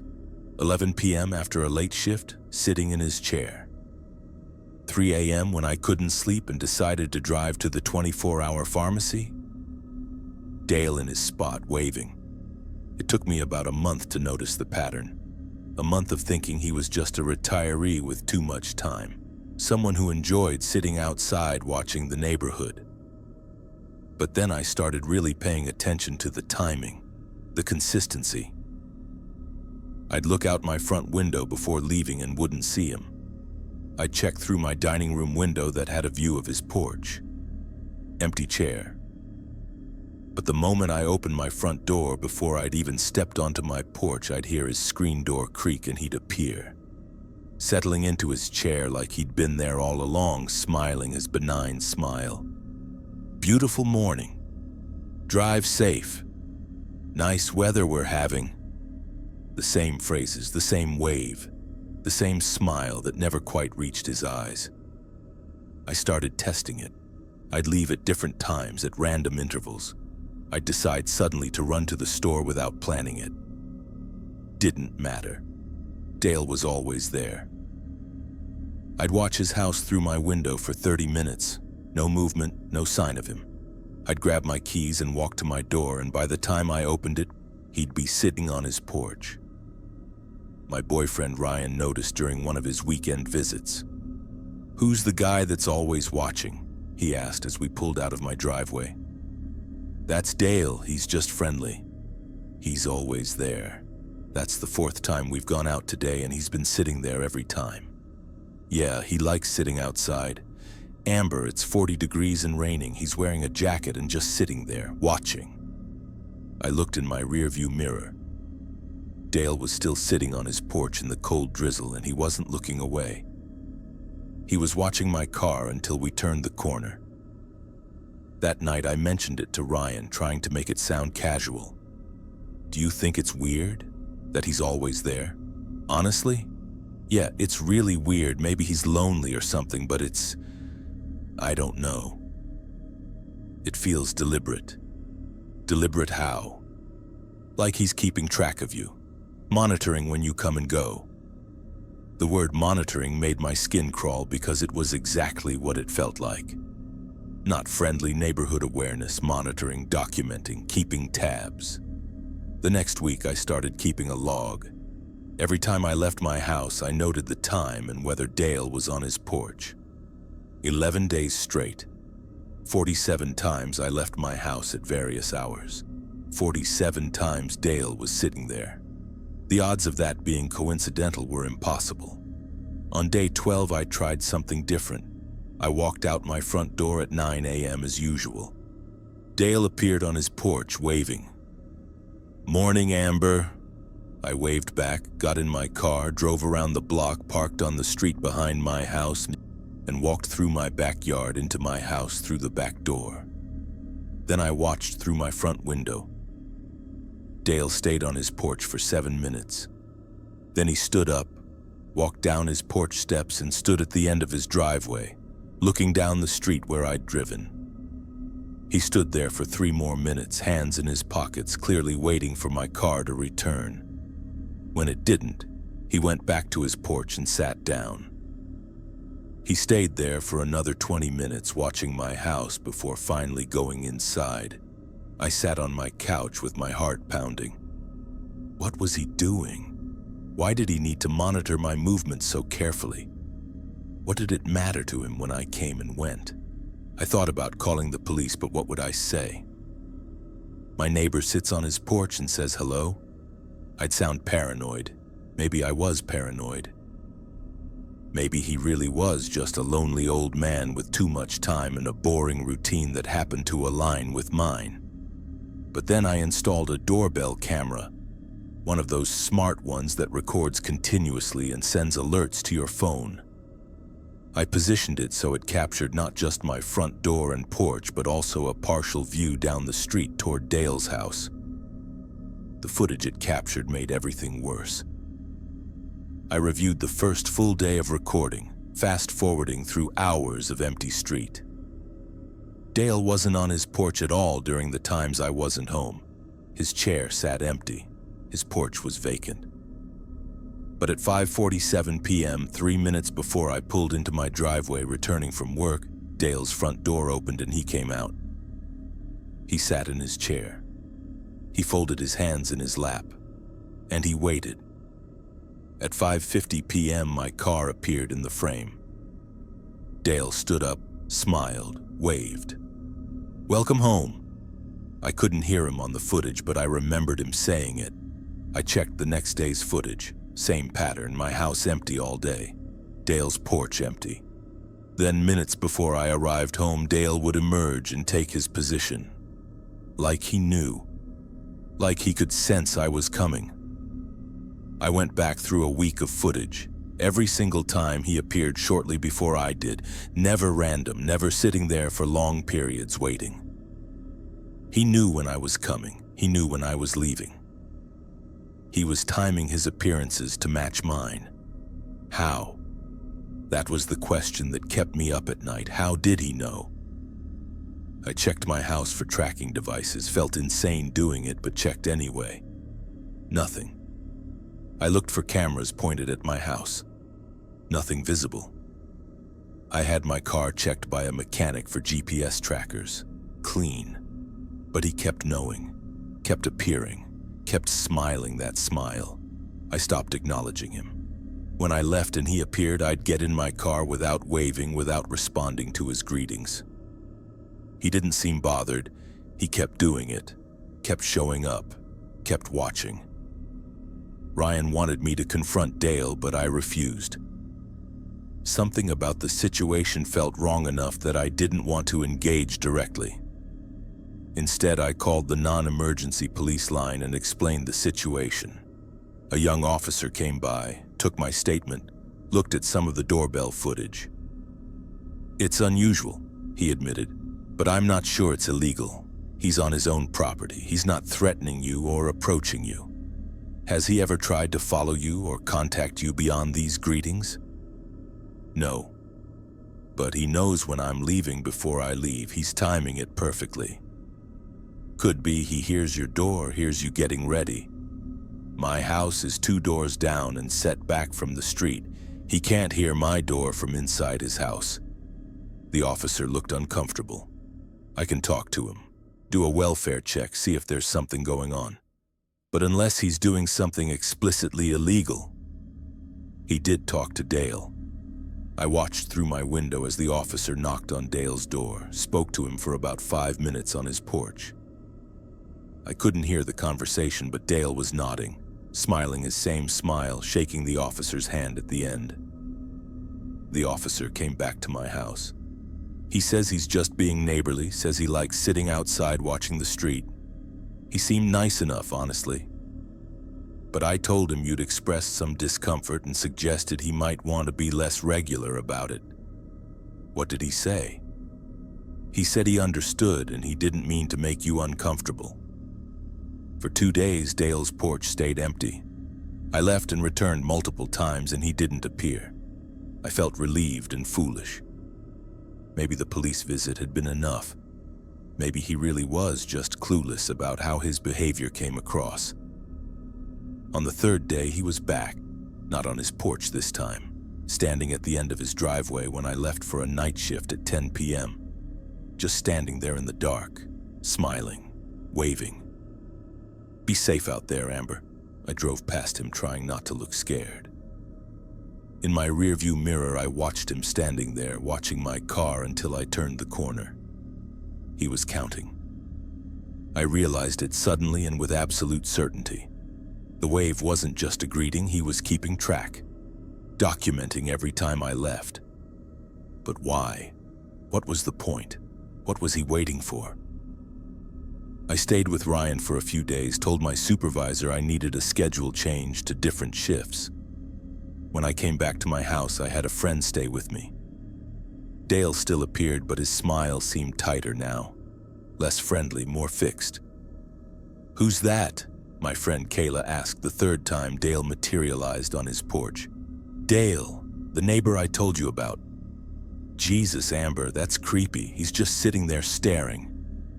"I know." "What's he want?" "I don't know." But I was starting to have suspicions, starting to think about patterns and timing. If he was tracking when I left, he was also tracking when I returned. Which meant he knew when my house was empty. He knew my schedule better than I did. I set up interior cameras, one in my living room, one in my bedroom. Then I left for a full shift at the hospital, 12 hours. Told Dale loudly as I got in my car that I'd be working all night, wouldn't be home until morning.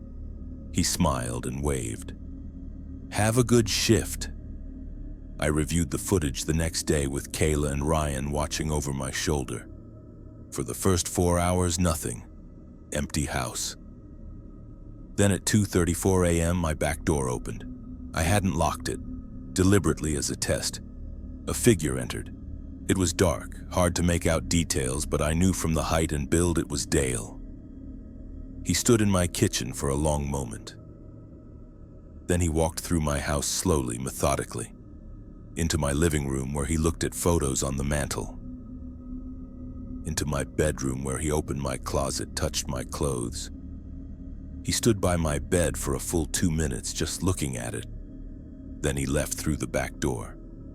Total time inside, 11 minutes. Ryan called the police while the footage was still playing. This time they took it seriously. Breaking and entering, trespassing. An officer took the video evidence. They went to Dale's house to arrest him. He was gone. The house was empty. Not just empty of Dale, but empty of everything. The furniture I'd glimpsed through windows was gone. The car that was usually in his driveway was gone. It was like he'd never lived there. The police found out Dale didn't own the house. He'd been renting month to month for the past year. The landlord had minimal information on him. Fake references, probably a fake name. No one in the neighborhood knew anything real about him. He'd appeared a year ago, been the friendly guy on the porch, and now he was gone. But they found things in the house. A room in the basement set up like an office. On the walls, printed surveillance photos of me, of my house, of my car. Dozens of them organized chronologically, and a calendar marking dates with numbers next to them. It took me a while to realize what the numbers were. They were counts. How many times I'd left my house each day. There was a notebook too, pages of observations.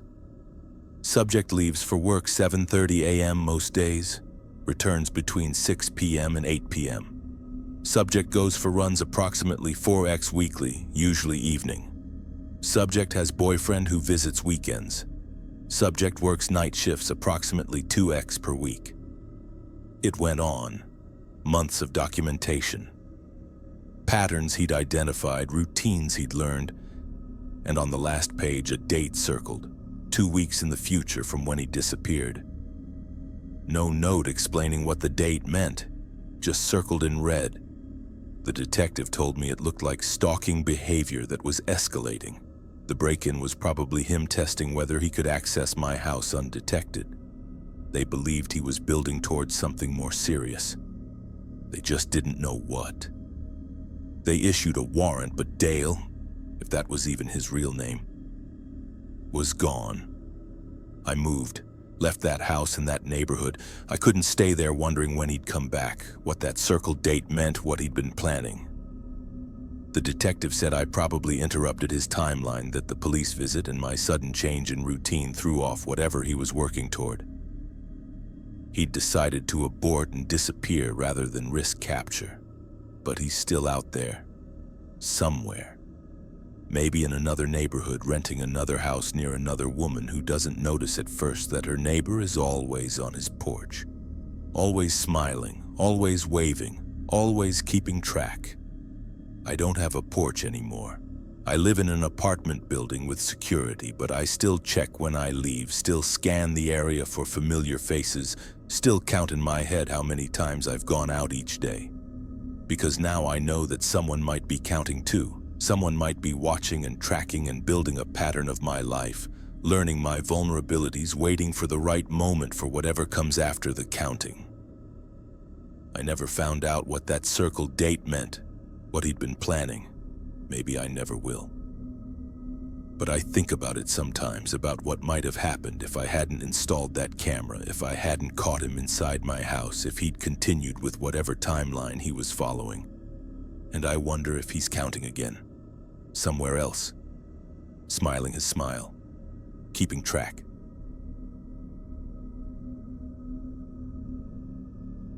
Story 7, my neighbor left notes under my door. The first note appeared during my second week in the apartment. I almost stepped on it on my way to work. A small piece of paper folded once, slipped under my door.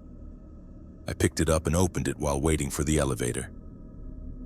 Welcome to the building. Hope you're settling in well. 7B. It was sweet, old-fashioned even in a city where most neighbors don't acknowledge each other's existence. I tucked it in my bag and forgot about it until the second note appeared 3 days later. Saw your moving boxes in the lobby. If you need any tools or help, just ask. 7B. I thought it was odd that I'd never actually met whoever lived in 7B. I was in 7D down the hall and I'd passed 7B's door multiple times. But these notes kept appearing, slipped under my door while I was out or sometimes while I was inside. I'd hear the faint sound of paper sliding across my floor, and by the time I opened my door to see who it was, the hallway would be empty. The notes became more frequent, every few days at first, then daily. Always the same handwriting, shaky, cramped letters that filled the page margin to margin like the writer was trying to cram as much as possible into limited space. You looked tired today. Make sure you're getting enough sleep. That blue dress is beautiful on you. Really brings out your eyes. Hope your meeting went well. Looked like you were dressed for something important. I started feeling uncomfortable. These weren't just friendly neighbor notes anymore. They were observations. Specific, detailed observations about my appearance, my schedule, my life. Whoever was writing them was paying very close attention. I tried to catch them in the act. I'd wait by my door, listening for footsteps in the hallway. But the notes would appear anyway, slid under while I was in another room, while I was showering, while I was sleeping. Sometimes I'd wake up at 2 a.m. to use the bathroom and there would be a new note waiting. Heard you get up. Hope you can fall back asleep. Sweet dreams. That one made my skin crawl. They could hear me inside my apartment. They were listening to me through the walls, through the door, tracking my movements within my own space. I knocked on 7B's door multiple times, never got an answer. I asked the building super who lived there. Older tenant, been here for years. Keeps to himself mostly. Names. He checked his records. Vernon Shaw. I left a note of my own, slid it under Vernon's door. Hi. Thank you for the welcoming notes, but I'd prefer to have privacy. Please stop leaving notes, thank you. The next morning there were 3 notes under my door. I'm sorry if I made you uncomfortable, that wasn't my intention. Just trying to be friendly, this building can be lonely. I'll try to be less intrusive, but I hope you know you can always reach out if you need anything. They didn't stop. If anything, they intensified. The notes became longer, the handwriting more erratic, the observations more invasive. You forgot to lock your car today. I noticed when I passed by. You should be more careful. The Thai food you ordered last night smelled amazing. From that place on Amsterdam? Your friend who visited yesterday is very loud. Hope she's not a bad influence. He knew my car. He knew what I was eating. He knew who visited me. I started checking my locks obsessively. I bought a security bar for my door. I closed my curtains even during the day. But the notes kept coming. Some were just words, pages of rambling thoughts about the building, about the city, about life. Stream of consciousness writing that made no sense. The walls here remember everything. They've seen so many people come and go, but you're different. You're special. I knew at the moment I saw you, the walls told me. I filed complaints with building management. They talked to Vernon. The notes stopped for 2 days, then they came back worse. They came to my door asking questions. Why did you tell them about our friendship? I thought we understood each other. I know you're afraid of me. I can feel it through the walls. But you don't need to be afraid. I would never hurt you.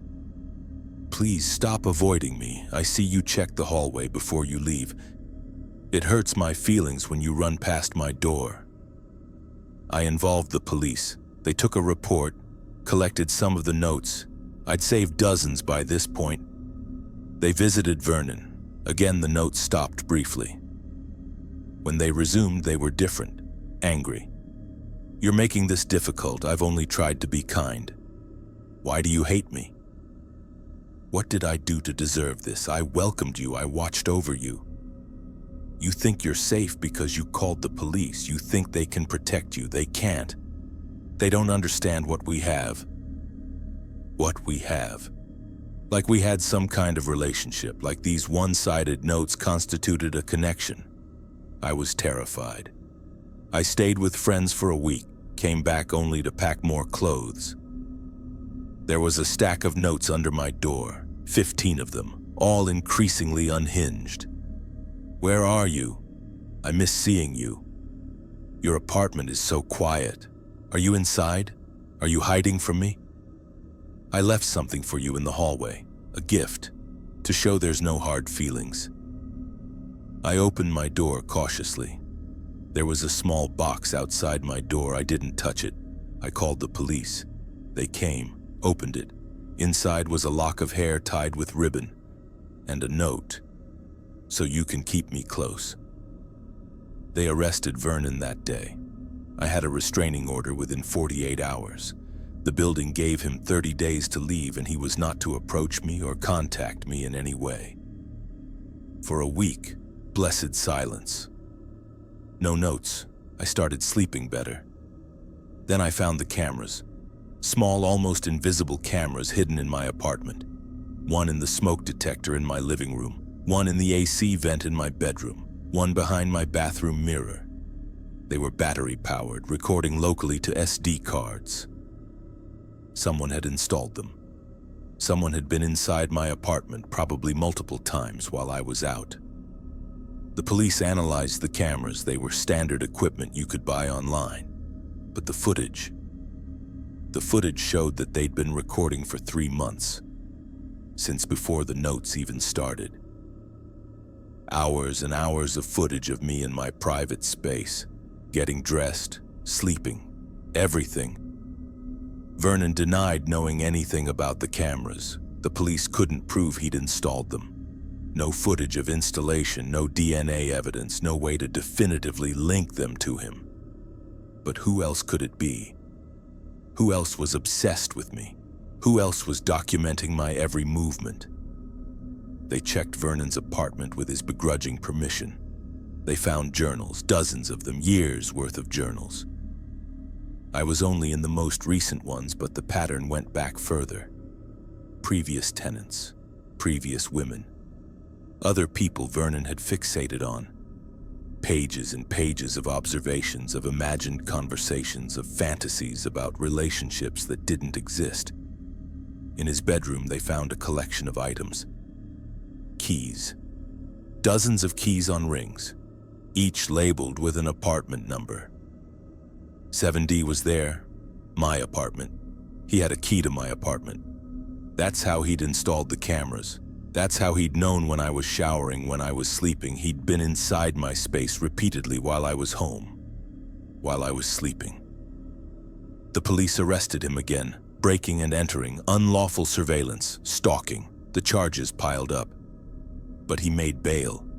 He was out within days, supposedly staying with a relative outside the city under strict orders not to come near me or the building. The notes started again, but not under my door. That would violate the restraining order. These came in my mailbox at work, on my car windshield, slipped into my grocery bags at the store, somehow added when I wasn't looking. Same handwriting, same rambling, possessive content. They can't keep me away from you. You're mine. You'll always be mine, the walls told me. I watch you even when you don't see me. I'm always close. I moved, broke my lease, lost my deposit, moved across the city to a new apartment with my name not on the buzzer, with extra locks and a security system. I changed my phone number. I quit my job and found new employment. I cut off contact with most people from my old life because I couldn't risk Vernon finding me through social connections. For 6 months, nothing. No notes, no signs of him.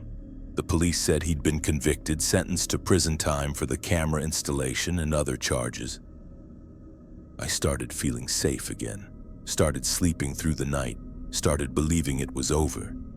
Then I came home from work 3 weeks ago and found a single note slipped under my new door. That same shaky handwriting, that same cramped margin-to-margin script. Found you. Did you really think you could hide? I told you. The walls remember everything, and I remember you. I'm writing this from a hotel room. I filed another police report. They're investigating how he found me. He was supposed to be in prison. There was a clerical error, an early release program, some bureaucratic failure that put him back on the streets.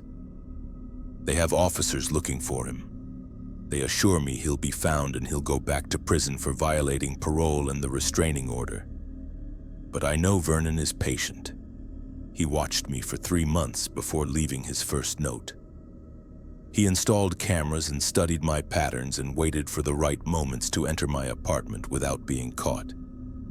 He's good at waiting, good at watching. And he's watching now, I feel it. That same feeling I had in my old apartment, that sensation of being observed, of someone's attention focused on you with unnatural intensity. He's somewhere in this city. Somewhere close enough that he could find me, could leave that note, could let me know that distance and precautions and legal orders don't matter. The walls remember everything, he wrote. I don't know what that means. If it's some delusion, some break with reality, or if he means something more literal. If he means that walls are thin and porous, that sound travels, that patient people can learn everything about you just by listening and watching and waiting. I can't stay in the hotel forever.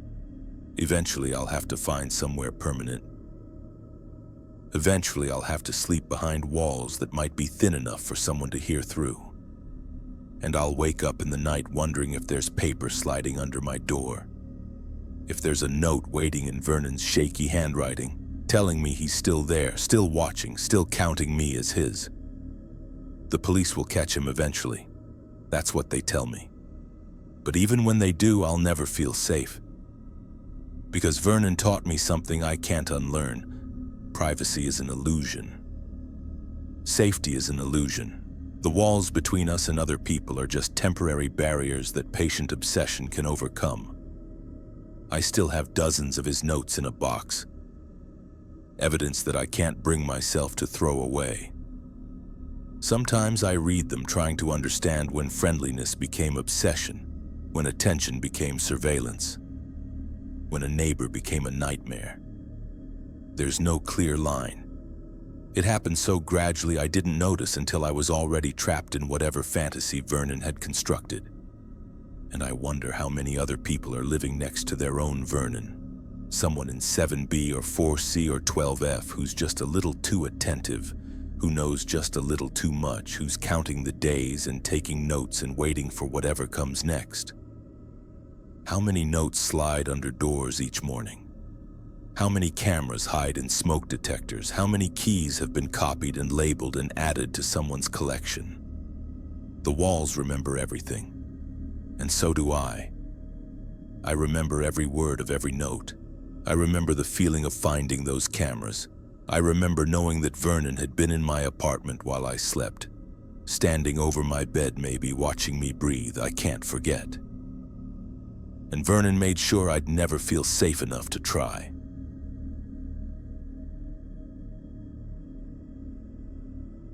Story 8. The window we never used faced his house. When we bought the house, the window was already covered. Heavy dark curtains that the previous owners had left behind, and we never questioned it. The window was in our living room on the west wall, facing our neighbor's house.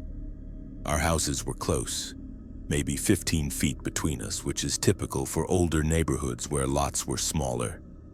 But it felt too close, too intimate to have a direct sight line into someone's home, so we kept the curtains closed. We moved in August, my wife Chelsea and I, excited about our first house after years of apartment living. The neighbor was rarely visible. We'd see his car come and go, occasionally glimpse him through his windows, but he kept to himself. The real estate agent mentioned he was a single guy, worked from home, quiet. Perfect neighbors, we thought. Our living room was cozy with those curtains closed.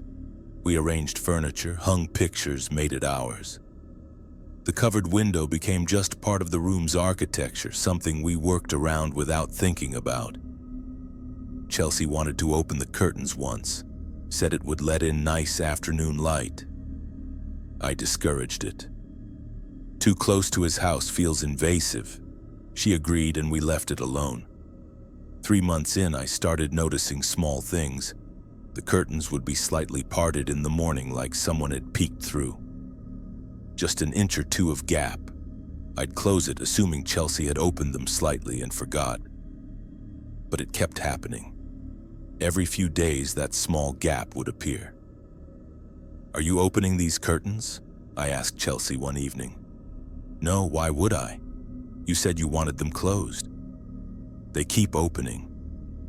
Maybe the rod is loose or the fabric's slipping." We checked. Everything was secure, but the gap kept appearing. Always the same width, always at the same height, about 5 feet up, right at eye level. I started closing the curtains more deliberately, overlapping them, even pinning them together with a chip clip. The next morning, the clip would be gone and the gap would be back. It was like someone was specifically opening them to that exact width, then removing whatever I used to keep them shut.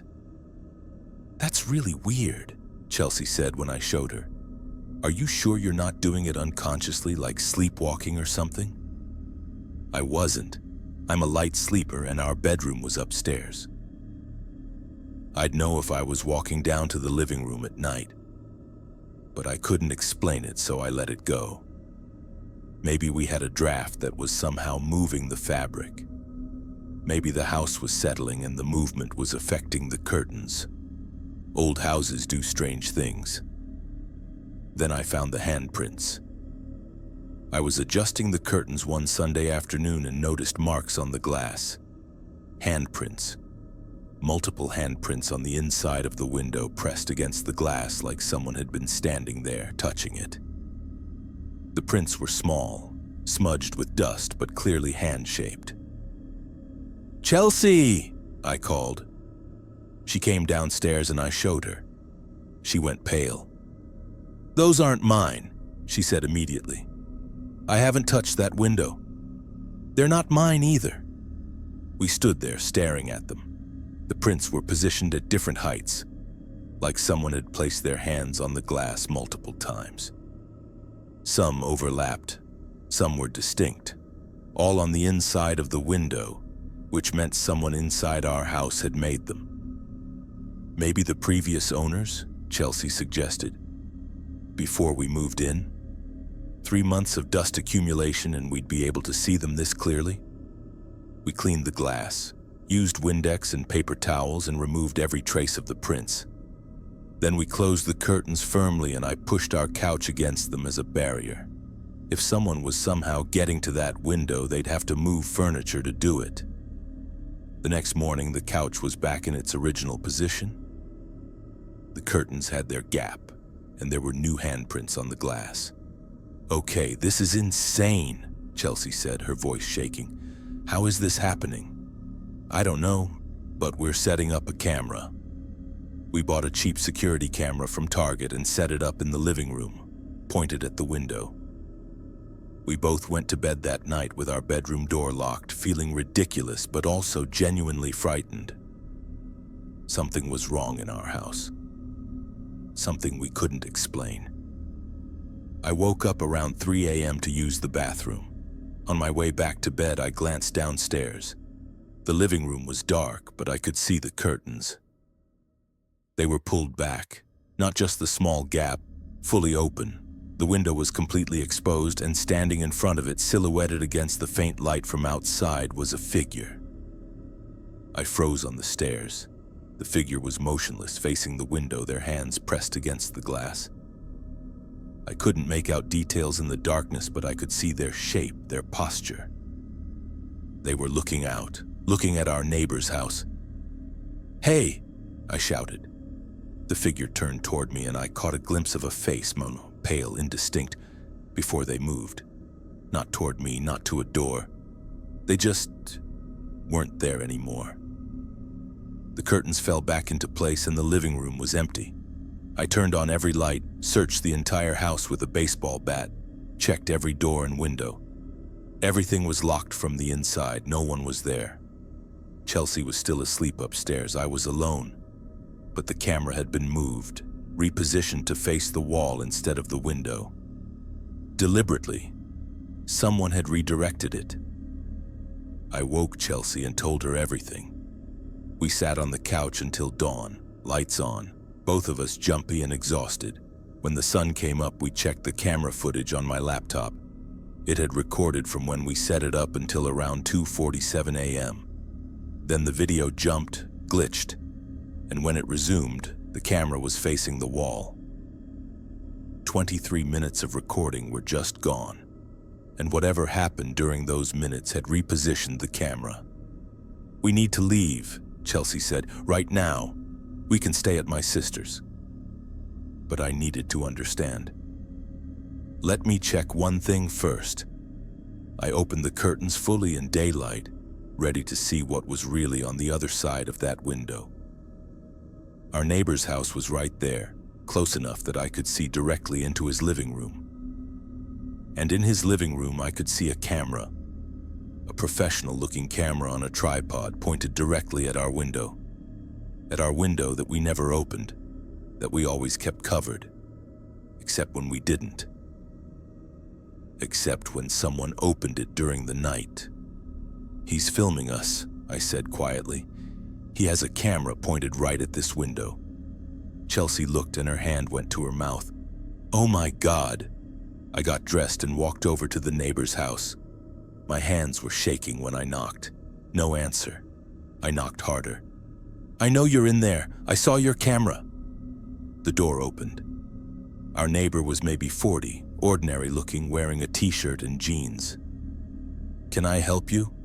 You have a camera pointed at my house." "No, I don't. I just saw it in your living room, pointed at my living room window." "I think you're confused. I'm calling the police." His expression changed, hardened. "You should keep your curtains closed." "What?" "That window. You should keep it covered. It's not meant to be open." "Who the hell are you to tell me what windows to cover?" "I'm trying to help you." His voice was flat, emotionless. "Keep the curtains closed. Don't look out that window, especially at night." He closed the door in my face. I stood there, furious and confused, then went back home and called the police. 2 officers came out, listened to my story, went to speak with the neighbor. They came back 20 minutes later. "Sir, your neighbor showed us his living room. There's no camera." "What?" "I saw it. It was right there on a tripod." "There's no camera, no tripod. We looked thoroughly. He moved it. He knew I was calling you." "Possibly, but without evidence we can't do anything." He said you've been harassing him, actually. Accused him of something this morning. He's considering a restraining order. This was backwards. This was insane. He told me to keep my curtains closed, told me not to look out the window. That's not threatening to you? It's odd advice, but not illegal. Look, you seem stressed. New house, maybe some confusion about strange noises or settling. It happens. If you have actual evidence of harassment or surveillance, call us back. They left. Chelsea and I stood in our living room feeling helpless and violated. "We're keeping these curtains closed," she said. "I don't care if it's dark. We're keeping them closed until we figure this out." That night I couldn't sleep. I lay in bed thinking about the handprints, about the figure I'd seen, about the neighbor's warning. Keep the curtains closed. Don't look out that window. Why? What was I not supposed to see? Around 2 a.m. I went downstairs. The curtains were still closed. I stood in front of them for a long time, debating. Then I pulled them open, just enough to look out. Our neighbor's house was dark except for one window. His living room. The room that faced ours. And in that room I could see clearly because he'd turned on a light. He was standing at his window, looking directly at mine, looking at me. We made eye contact across the 15 feet between our houses. He shook his head slowly. Then he pointed down, at something below his window out of my sight line. I didn't want to look. Every instinct told me to close the curtains and walk away. But I looked down, angling my view to see what he was pointing at. The space between our houses, the narrow strip of yard that separated his property from ours. There was someone standing there. In the shadows between our houses, someone tall and impossibly thin pressed against the side of my house, looking up at my window. At me. Their face was wrong, too pale, too long, features that didn't make sense in the darkness. I stumbled back from the window and the curtains fell shut. I heard Chelsea screaming. She'd come downstairs and seen it too. We ran to the front door to make sure it was locked, checked every entrance. Everything was secure, but we could feel it. Something outside our house, something that had been there all along, standing in that narrow space between buildings, watching through the window we never used. The next morning in daylight, there was nothing there, just grass and the side of our house. But on our window, the one we never used, there were handprints on the outside now. Dozens of them. Covering the entire window, overlapping, pressed against the glass from outside. Long-fingered prints that didn't look quite human. We moved out that day, packed essentials and left. The house has been on the market for 3 months now. We've disclosed nothing because we don't know what to disclose. That we saw something. That our neighbor warned us. That there are handprints we can't explain. The real estate agent asked why we're selling so quickly. I told her the house wasn't right for us. She mentioned that the previous owners left suddenly too, and the owners before them. The house has changed hands 5 times in 8 years. It's strange, she said. Everyone loves it at first. Then something happens and they can't leave fast enough. Usually they say something about the living room. About that west-facing window. I asked what the first owner said, why they originally covered it. She checked her records. The builder's notes say that window was a mistake. It was framed wrong, positioned wrong. They meant to install it on a different wall, but there was a structural issue, so they put it where it is now, even though the houses are too close together. The first owners complained about feeling watched. They covered it and told every subsequent buyer to leave it covered. Did they say what was watching them? No. Just that something was, and that the window was never meant to face that direction, that it opened onto something it shouldn't. We don't talk about it much now, Chelsea and I. We're renting an apartment while we figure out our next step. We don't mention what we saw in the space between houses. We don't mention the handprints or the figure I saw in our living room. We definitely don't mention the sounds we sometimes still hear at night. Scratching. Like long fingers dragging across glass, looking for a window to peer through. But we never hang curtains that block windows anymore. We keep everything open, everything visible. Because now we know that covering a window doesn't make you safe. It just means you can't see what's on the other side. And what's on the other side can still see in. Our neighbor was trying to warn us. Keep it covered, don't look out. Because some windows face places they shouldn't. Some spaces between houses hide things that were never meant to be seen. And once you make eye contact with whatever lives in the gaps between buildings, it knows you've seen it, and it doesn't like to be seen.